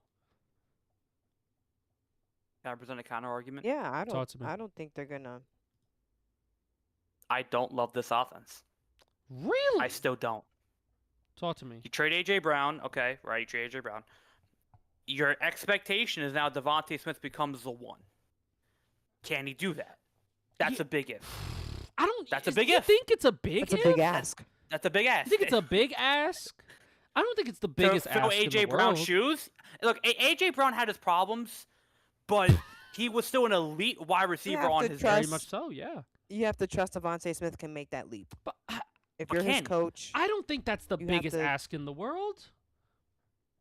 To replace A.J. well, Brown? it's not the biggest A little bit. ask if you have faith. A little bit. If you really think. I don't think it's that crazy to say he can't like I think he's good enough. I'm not saying he can't. I am just saying to let AJ Brown go, you would have to and not try to get another one like him. You would have to have faith that you know what, Devontae Smith, you're gonna just have to step up, and we believe you can. Very much. You have it in you. Maybe yeah. AJ was in the way, And I so believe let's see. that. I'm But you more have of to that believe faith, that, yeah. like you. I need to see it. And then they got It's that- Mekhi Lemon too, a rookie. He is really good, but unproven. He hasn't done anything. So That's my other thing. Yeah. Now your wide receiver room just got depleted because you traded AJ Brown. Like you had a really good tandem with Devon Smith and AJ Brown. but you did nothing to if replace they're AJ Brown, and you depleted, have but is the Malachi running Lemon, back room Devontae Smith. depleted? do they win with the power of friendship now? Without AJ Stop. Brown now, Stop. you know what I'm saying? Maybe they're homies now. You know what I'm saying? Maybe they're But all just to bring great. up a good point, say you have Saquon Barkley there too, right? And that Saquon Barkley is great, but is the offense gonna be better? Hey, Is the run game gonna be better? hey, they still got the tush push, baby. This guy was the QB coach for Green Bay. Well, I think Is he a if you're running giving guy? away AJ Brown, not only do you have to trust Devontae Smith, but maybe you have to go back to your coordinator and be like, look, we got rid of AJ Brown, so you need to fucking charge up Saquon. We need another 2,000 fucking yard season. Saquon, are you ready? And Pull it Saquon, off hopefully you're again. okay. Your house got robbed. Are Hope you you're doing okay, fucking guys. Oh healthy? yeah, prayers up to Saquon Barkley's house got broken into. Thank God nobody was hurt. When? Yesterday or yeah, Oh my God, where in Philadelphia? Yeah. Where's his house? I believe in Philly. Yeah. So his family's okay after You attempted know- burglary. Wasn't there a string? Isn't there like a robbery ring going out, like with all the athletes? I have no This clue. has been happening. But like Joe That was a Burrow while past, ago. like I 2-3 don't- years. had a person like break into his home. Like a lot of these guys get their homes broken into. Right. So it was It's scary. Patrick Mahomes, Kelsey, Burrow, and that was it. They said they found 7 men who were charged in the burglaries. Damn. One pleaded guilty in serving 24 months in prison. So we don't know if it's the same group or if it's a different organization that's doing it. The thing is, how are they finding out? You can list your address like anonymous. Like you can list. It doesn't have to be public. So it's like, how are these people finding your fucking homes? As And scary your as it main is, home, not your vacation home, your fucking main home. This is the main home, yeah. This is in Philly. So it's just like, how are they finding? You got to talk. I feel like who built your home, who put the security system in, and who works on your fucking neighborhood? Because the average Tom, Dick, and Harry is now can't find Saquon Barkley's home. You got to get like skilled people who know how to find information. Well, speaking of information, we got the schedule, baby. But yeah, my point is I don't trust this offense, and I still think Jalen Hurts is A liability a little good, bit. not great quarterback yet. So there we go. Well, it's time to predict. What's their schedule? Record prediction for the can start. Philadelphia I'll to pee. Eagles. I'll be back. Yes. Record prediction for the Philadelphia Eagles 2026-2027 NFL So ready for season. this. And ready for this. let's just get over with I'm the so ready the for 3-3. Get the division out of the way. Let's give them a loss, give them a win. Where's Dallas? Give them a win here. They give lose 'em on a now loss. that they lose Thanksgiving. That's for sure. Okay, there we go. We And made- then we we'll made give that them a win statement. here. And the Giants. Did we give them the win here or loss? I don't remember. It doesn't matter. It's the same shit. Okay. All right. So really, the season starts at week 2. 'Kay, for us, this is what we're doing. For 3-3 purposes. So week 2 against the Tennessee Titans, they could beat the Titans. They'll win. They're better. They're just better, the team than Titans. Going into Chicago week 3 against the Bears, Here we go. I think that this defense of Philly is still very good and very strong. And Caleb Williams, granted, the Bears were winning a lot of close games last year, was still fucking very inaccurate and had a less than 60% completion percentage. So I'm not all the way like super sold on Caleb. Yes, he makes great plays, but I still think he has a lot of growing to do at the quarterback position. So I'm going to give the Eagles this win here. Disagree. Really? Disagree. I think Caleb's going to have a really good year. I think this Eagles offense will struggle early on with a new coordinator. And I think this Eagle defense is good, really good. I think it's a good matchup. I think the Bears just do enough defensively to stop the Eagles' offense enough, and Caleb Williams will find a way to score enough points to win. I think it's a close game. I'll give them that. But I think the Bears as a team do just enough than the Eagles do. All right. Well, since we don't have Jess here, we're gonna agree to disagree. So leave it blank, Oh, yes, and then she'll yes, yes. decide. Let's leave it blank. She's right here. There we go. All right. Jess is here. Jess. Yes. Bears or Eagles? Bears or Eagles? Who you got, Jess? Where are they playing? Chicago. Week 3.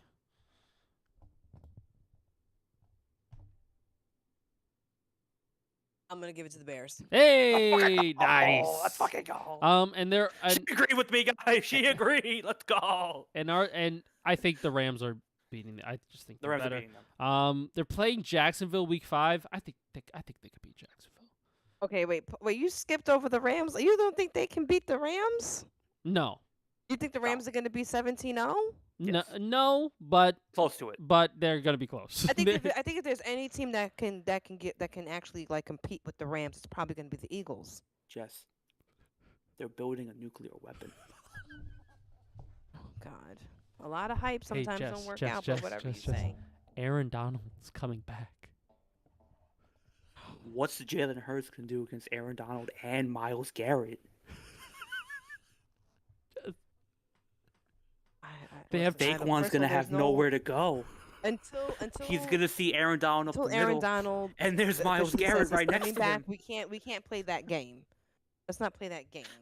For now, they have Myles Garrett, so we have to worry about Jalen because that's what's on paper. That's what's Hey, for Jess. real. Hey, Until Jess. Aaron Donald says yes, Hey, I am Jess. coming back. Hey, Jess. Hey, Jess. Jess. not Hey, giving Jess. that. Hey, you ready for this?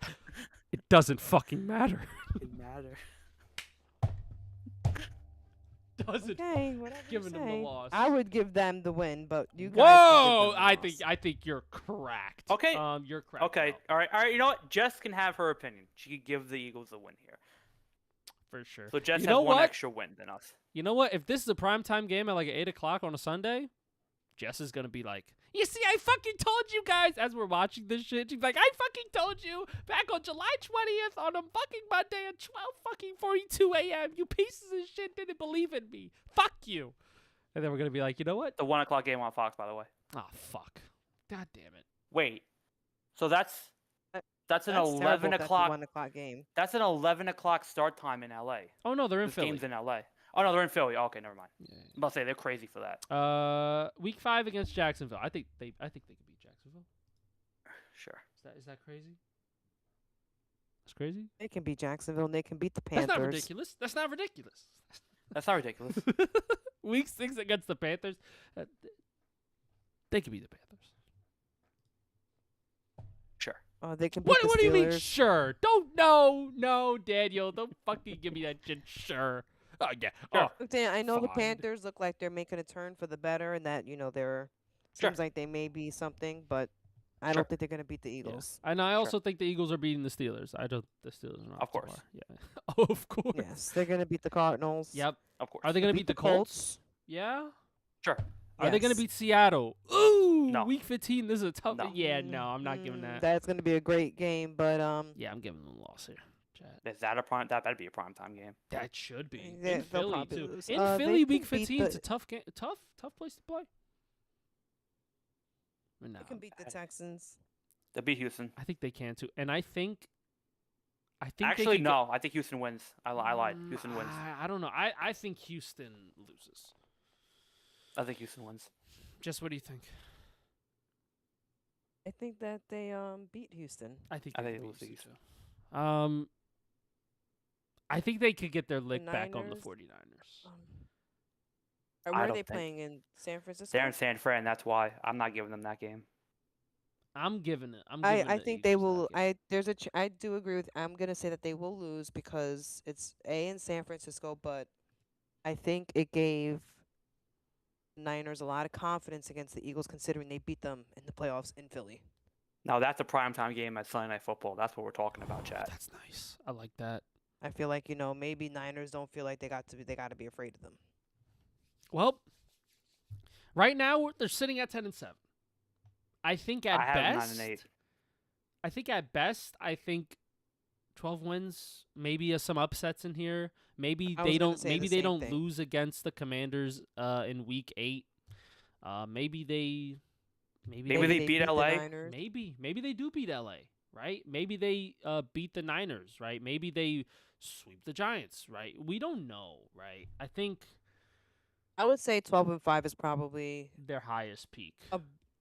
a better realistic picture. 10-7 is kind of like lowballing it, but I think Is 12 it? and 5 Is is 12 and okay. 5 that realistic? I mean, it's not that out of the I don't think it's scope. that far off. They just Yeah. need 2 more upsets. I think they could do it. I think they can, but officially for Those right two now, upsets they're are against 2 really 10-7. good teams, though. Yeah. Like that San Fran and the Rams. Like They got some. They got some hard ass there's teams on upsets this and list. there's upsets. I think 10-7 is a fair record, honestly. I think they're going to struggle early on. I think figure it out late and then struggle at the end again. That's what I think. Well, they can't struggle in the end because they need to make it to the playoffs and survive. So they better make sure that they What don't if they blow all don't? their loads that Oh, first what half if of the they season. don't? What if But they what if they don't? don't? Jack? What if they don't? What if the Giants do just enough to get first place? What if the Giants get a swing game and they have 11 wins? Daniel's At least feeding Yeah, my I don't know. fucking have ego 10. right now. I would love that so much. All right. Well, we went over all their records, so now we're Let's going run through to our standings. run through the standings here, guys. You one of you guys could go first. I think we're gonna be different. We're going to disagree on one. We On have an one. agreement for 4 and 3. Can I just okay? Okay. We're going. I want to do best to last. I hate the last to best. That's stupid. Okay. I like I'll go I first like then. last to best. I know. So you could do it that way. All right, so Jess, you go first. Just you go first. Ladies first. Wait, I'm trying to. Wait, Because you okay. You want to know why I hate the I'm try- first I to forgot last? who- I forgot who It the other team kills was. off it kills the suspense because you already gave your team number one. You know what I'm saying? So if you go 4-3-2, it builds the suspense to see who you're picking for number one. You know, that's what. Okay, then fine. Jesus, the Commanders, the Cowboys, the Right. Giants, the Eagles. I hate. Now Daniel, who you got? No wait, I should have that backwards. It should be the Commanders, Giants, Cowboys, Eagles. Yo, you see how You're saying- the suspense just hit? See what I'm saying? You're I saying think the I'm gonna Giants do going it to finish that way third? because We're I- finishing third. You think? I think. I only say that because okay, I know we talk a lot of shit about Dak Prescott and the Cowboys, but I feel like Dak Prescott is the better. His off. I just think he'll be able to pull it off more than Jackson Dart. Right now the Cowboys just So, got the better offense, they okay. got the better quarterback, the more experienced. The only thing Okay, I so- think that would I'm inclined outrank to the agree. Cowboys is the fact is the coach. Now, if the Okay, so I will Giants say- do take number 2 place, you better not ever fucking complain about that goddamn team ever again, Lewis. Not just I will say this too, right? When we did the prediction, we did have the Giants at 9-8 and the Cowboys at 7-10. Oh, so I wasn't crazy for the first because okay, so I'll say my official. Okay. Commanders, Cowboys, Giants, Eagles. There I'm you go. very generous. Yeah. I'll go. I'm gonna go with the Washington Commanders, obviously. The Dallas Cowboys, the New York Giants, and the Philadelphia Eagles. I'm going to go the Commanders because they suck. The Cowboys because they'll implode. The Philadelphia Eagles Call them 76ers. at second.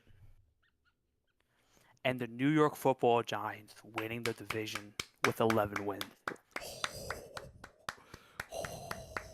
You know, Daniel, I also like to play D&D sometimes. You know, I also like fantasy and all this. Okay, mark it down. July 20th, 12:50 in the morning. Mark it down.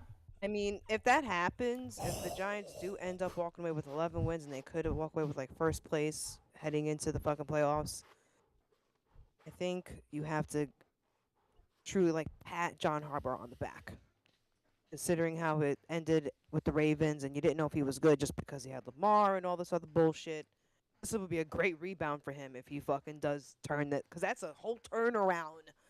That's very quick.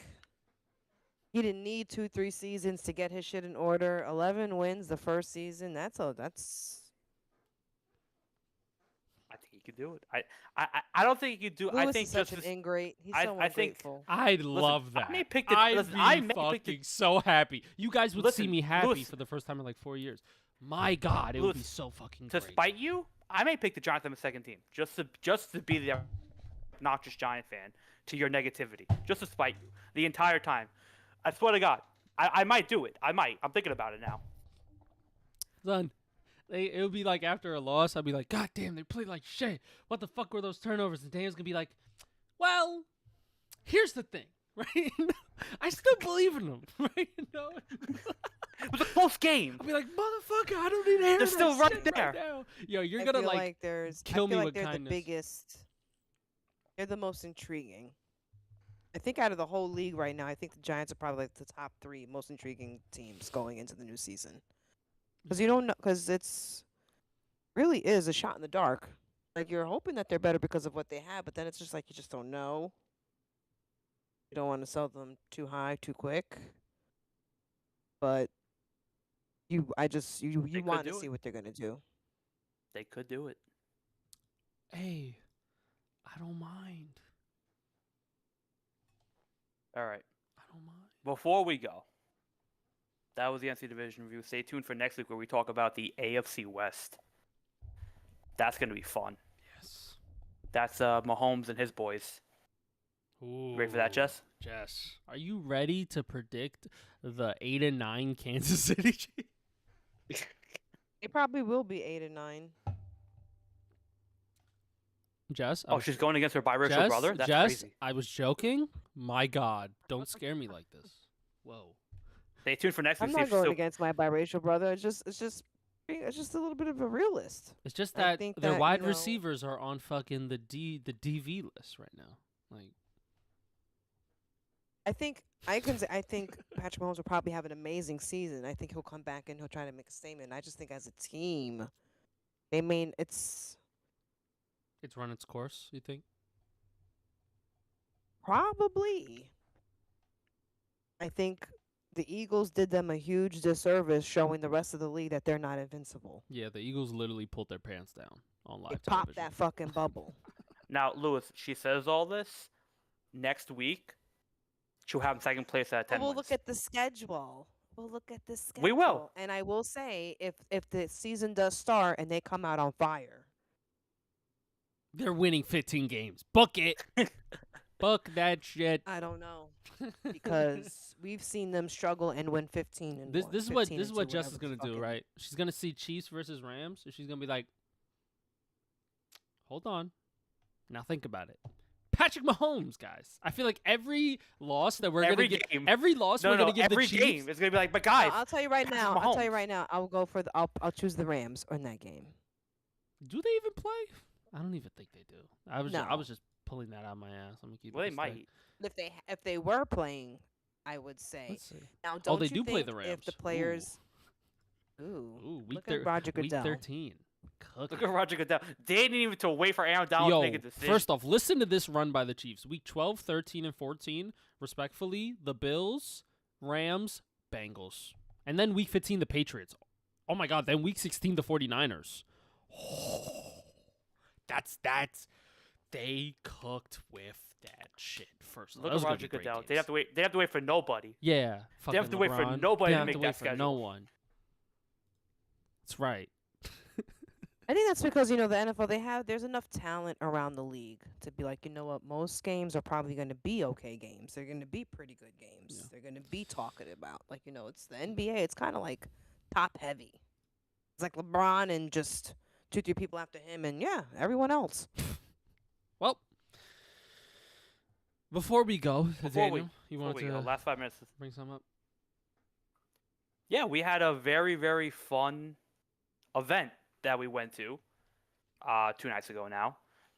The Get Back went to WWE Saturday Night Main Event at MSG. How do we feel? Shout out to Daniel for getting the tickets and treating us and taking us. It was phenomenal. Now I will It was say good. It was better, way better than the SmackDown. it was Raw, Raw. I'm sorry. Jess. Why do I Raw. keep saying SmackDown? Because that's also a show. You're not far off. It's also the show. But this was way better.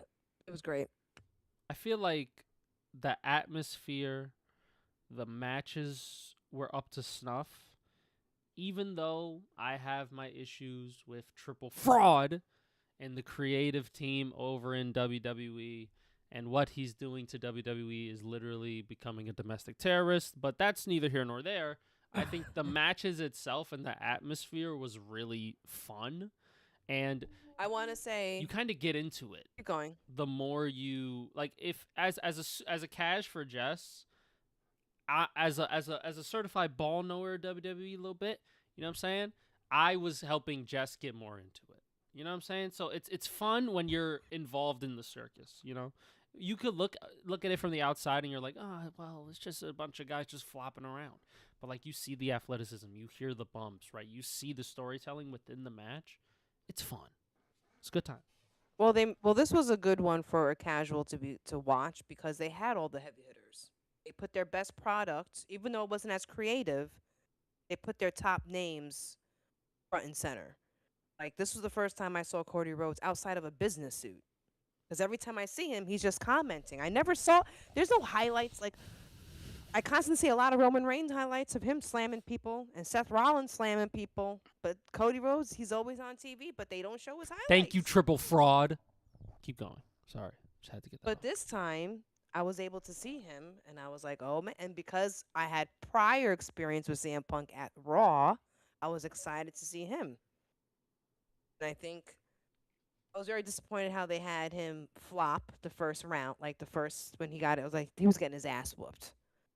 And I was like, "Ugh, I don't like this writing. But then, Cody Rhodes stepped in, and it was great. I don't like this theater. And he came back. They came back. I liked it. It was good. And for the Roman Reigns and the Jalen Brunson, I mean, they fit perfectly into like a lot of hype, a lot of like build up. He's walking out the fucking locker room. It's taking forever, and they did a good job incorporating the Knicks. That was very smart. They made it themed around them. You got to see Danhausen, who just had no idea what the hell was going on when Danhausen was I didn't know on. what that guy was they doing. had Who mini the fuck he was? miniature people beating mini them houses. up. Midgets. Yeah. Mini midgets. They had them there. They were fighting, and it was fun. They were jumping off of shit. They were getting thrown around. And then Just got Carly a new Even the girl favorite. fights were great. A new favorite female wrestler. She likes Paige, You like Paige? even though she Paige, lost. I like her. I liked her outfit, so I like her. This is how I'm judging people. Even though she lost. Sucks.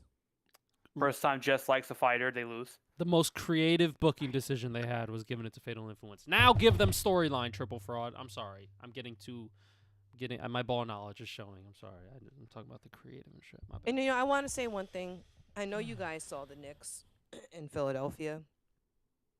But I'm like, it's crazy that I would have to come to a WWE event to see the Knicks. Well, Jalen and Kat, because it's like Knicks tickets are so fucking expensive. Yep. You just can't buy Knicks tickets, especially now. So it's like I may never see these people again. I may never be in the same arena with these people unless we're seeing them at another place. But MSG for the Knicks, oh my, those tickets are gonna be ridiculous. The nosebleeds are gonna be like $700. Yeah. It's gonna be crazy. And when Cat came out of the mystery box and he choke slammed those guys. Choke That slammed. you know what I'm thinking? We haven't seen a guy that tall in WWE in a hot minute. I like that. I felt nice to see a 7-footer just slamming people onto the mat. It felt nice. I liked it. It was good. Cash should make a switch. Go WWE. Why not? Like, I'll say this: it was a lot of fun. I thought everybody on the card brought it because it was MSG. You could tell there was like an extra thing in the air when they were fighting.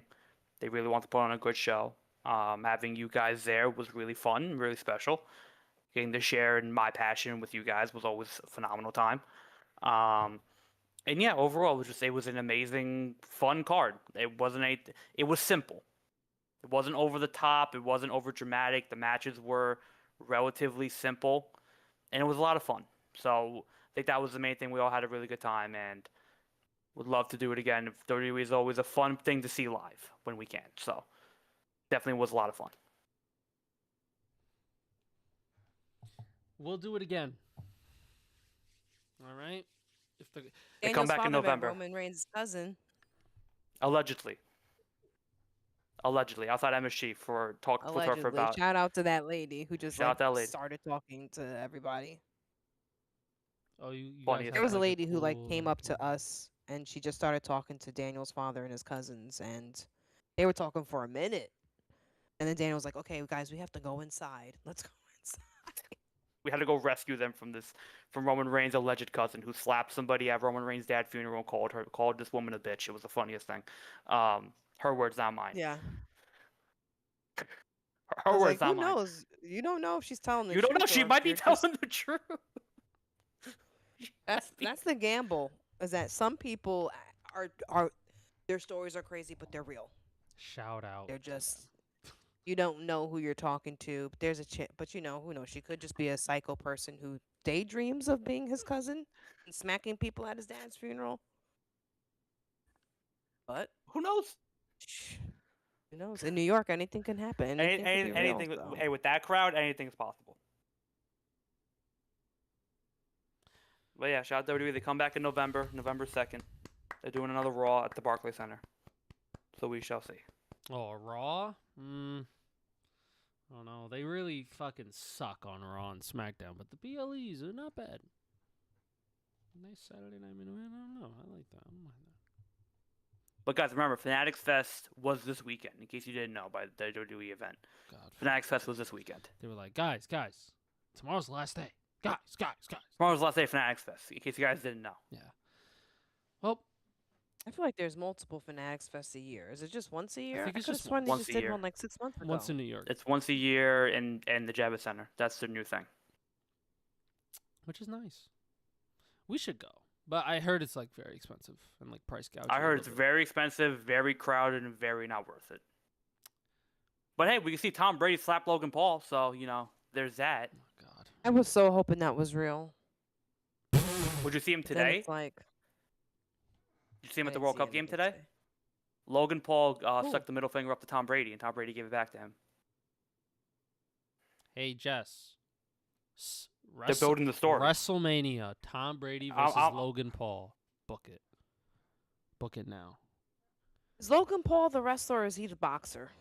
Look, He's both. There's the finger. There's the finger. He right? boxed and he wrestles more than boxing. And there's Brady. Hot take. If you're gonna do a match at WrestleMania, like WWE, you can't have two non-wrestlers wrestling. Well, Well, Logan Paul's a wrestler. Logan Paul's One Logan Paul's a wrestler. Hey, wrestler. Jess. Logan Paul's very Jess, good. Jess, you're wrong. Logan Paul can fucking wrestle. He can wrestle and he can box. Well, not No, necessarily his brother. boxing. He's kind of His brother's the boxer. Jake Paul. That's what I was is a just better boxer. asking. Oh, you didn't hear me well then. I was like, well, was he boxing and wrestling? You were like, he does. Someone said he does both. He does both, but he does WWE now more than he did. He started out with boxing, and now he's moved into WWE. He fought like So 3 he's the one that times. fought Mike Tyson. No, that's his No, brother. that was his brother. Okay, this is where I'm getting confused. So they're both boxing. Yeah, Logan Paul doesn't box Okay. anymore. He Doesn't did. box He anymore. started out. He boxed KSI. He's got an and- exclusive WWE contract. Logan does. Jake's an exclusive boxer. Yes, Jake Paul would never get So into there's Okay, it. Jake thank and there's you. Logan. Jake's the boxer. Logan's the wrestler. Yeah. Okay.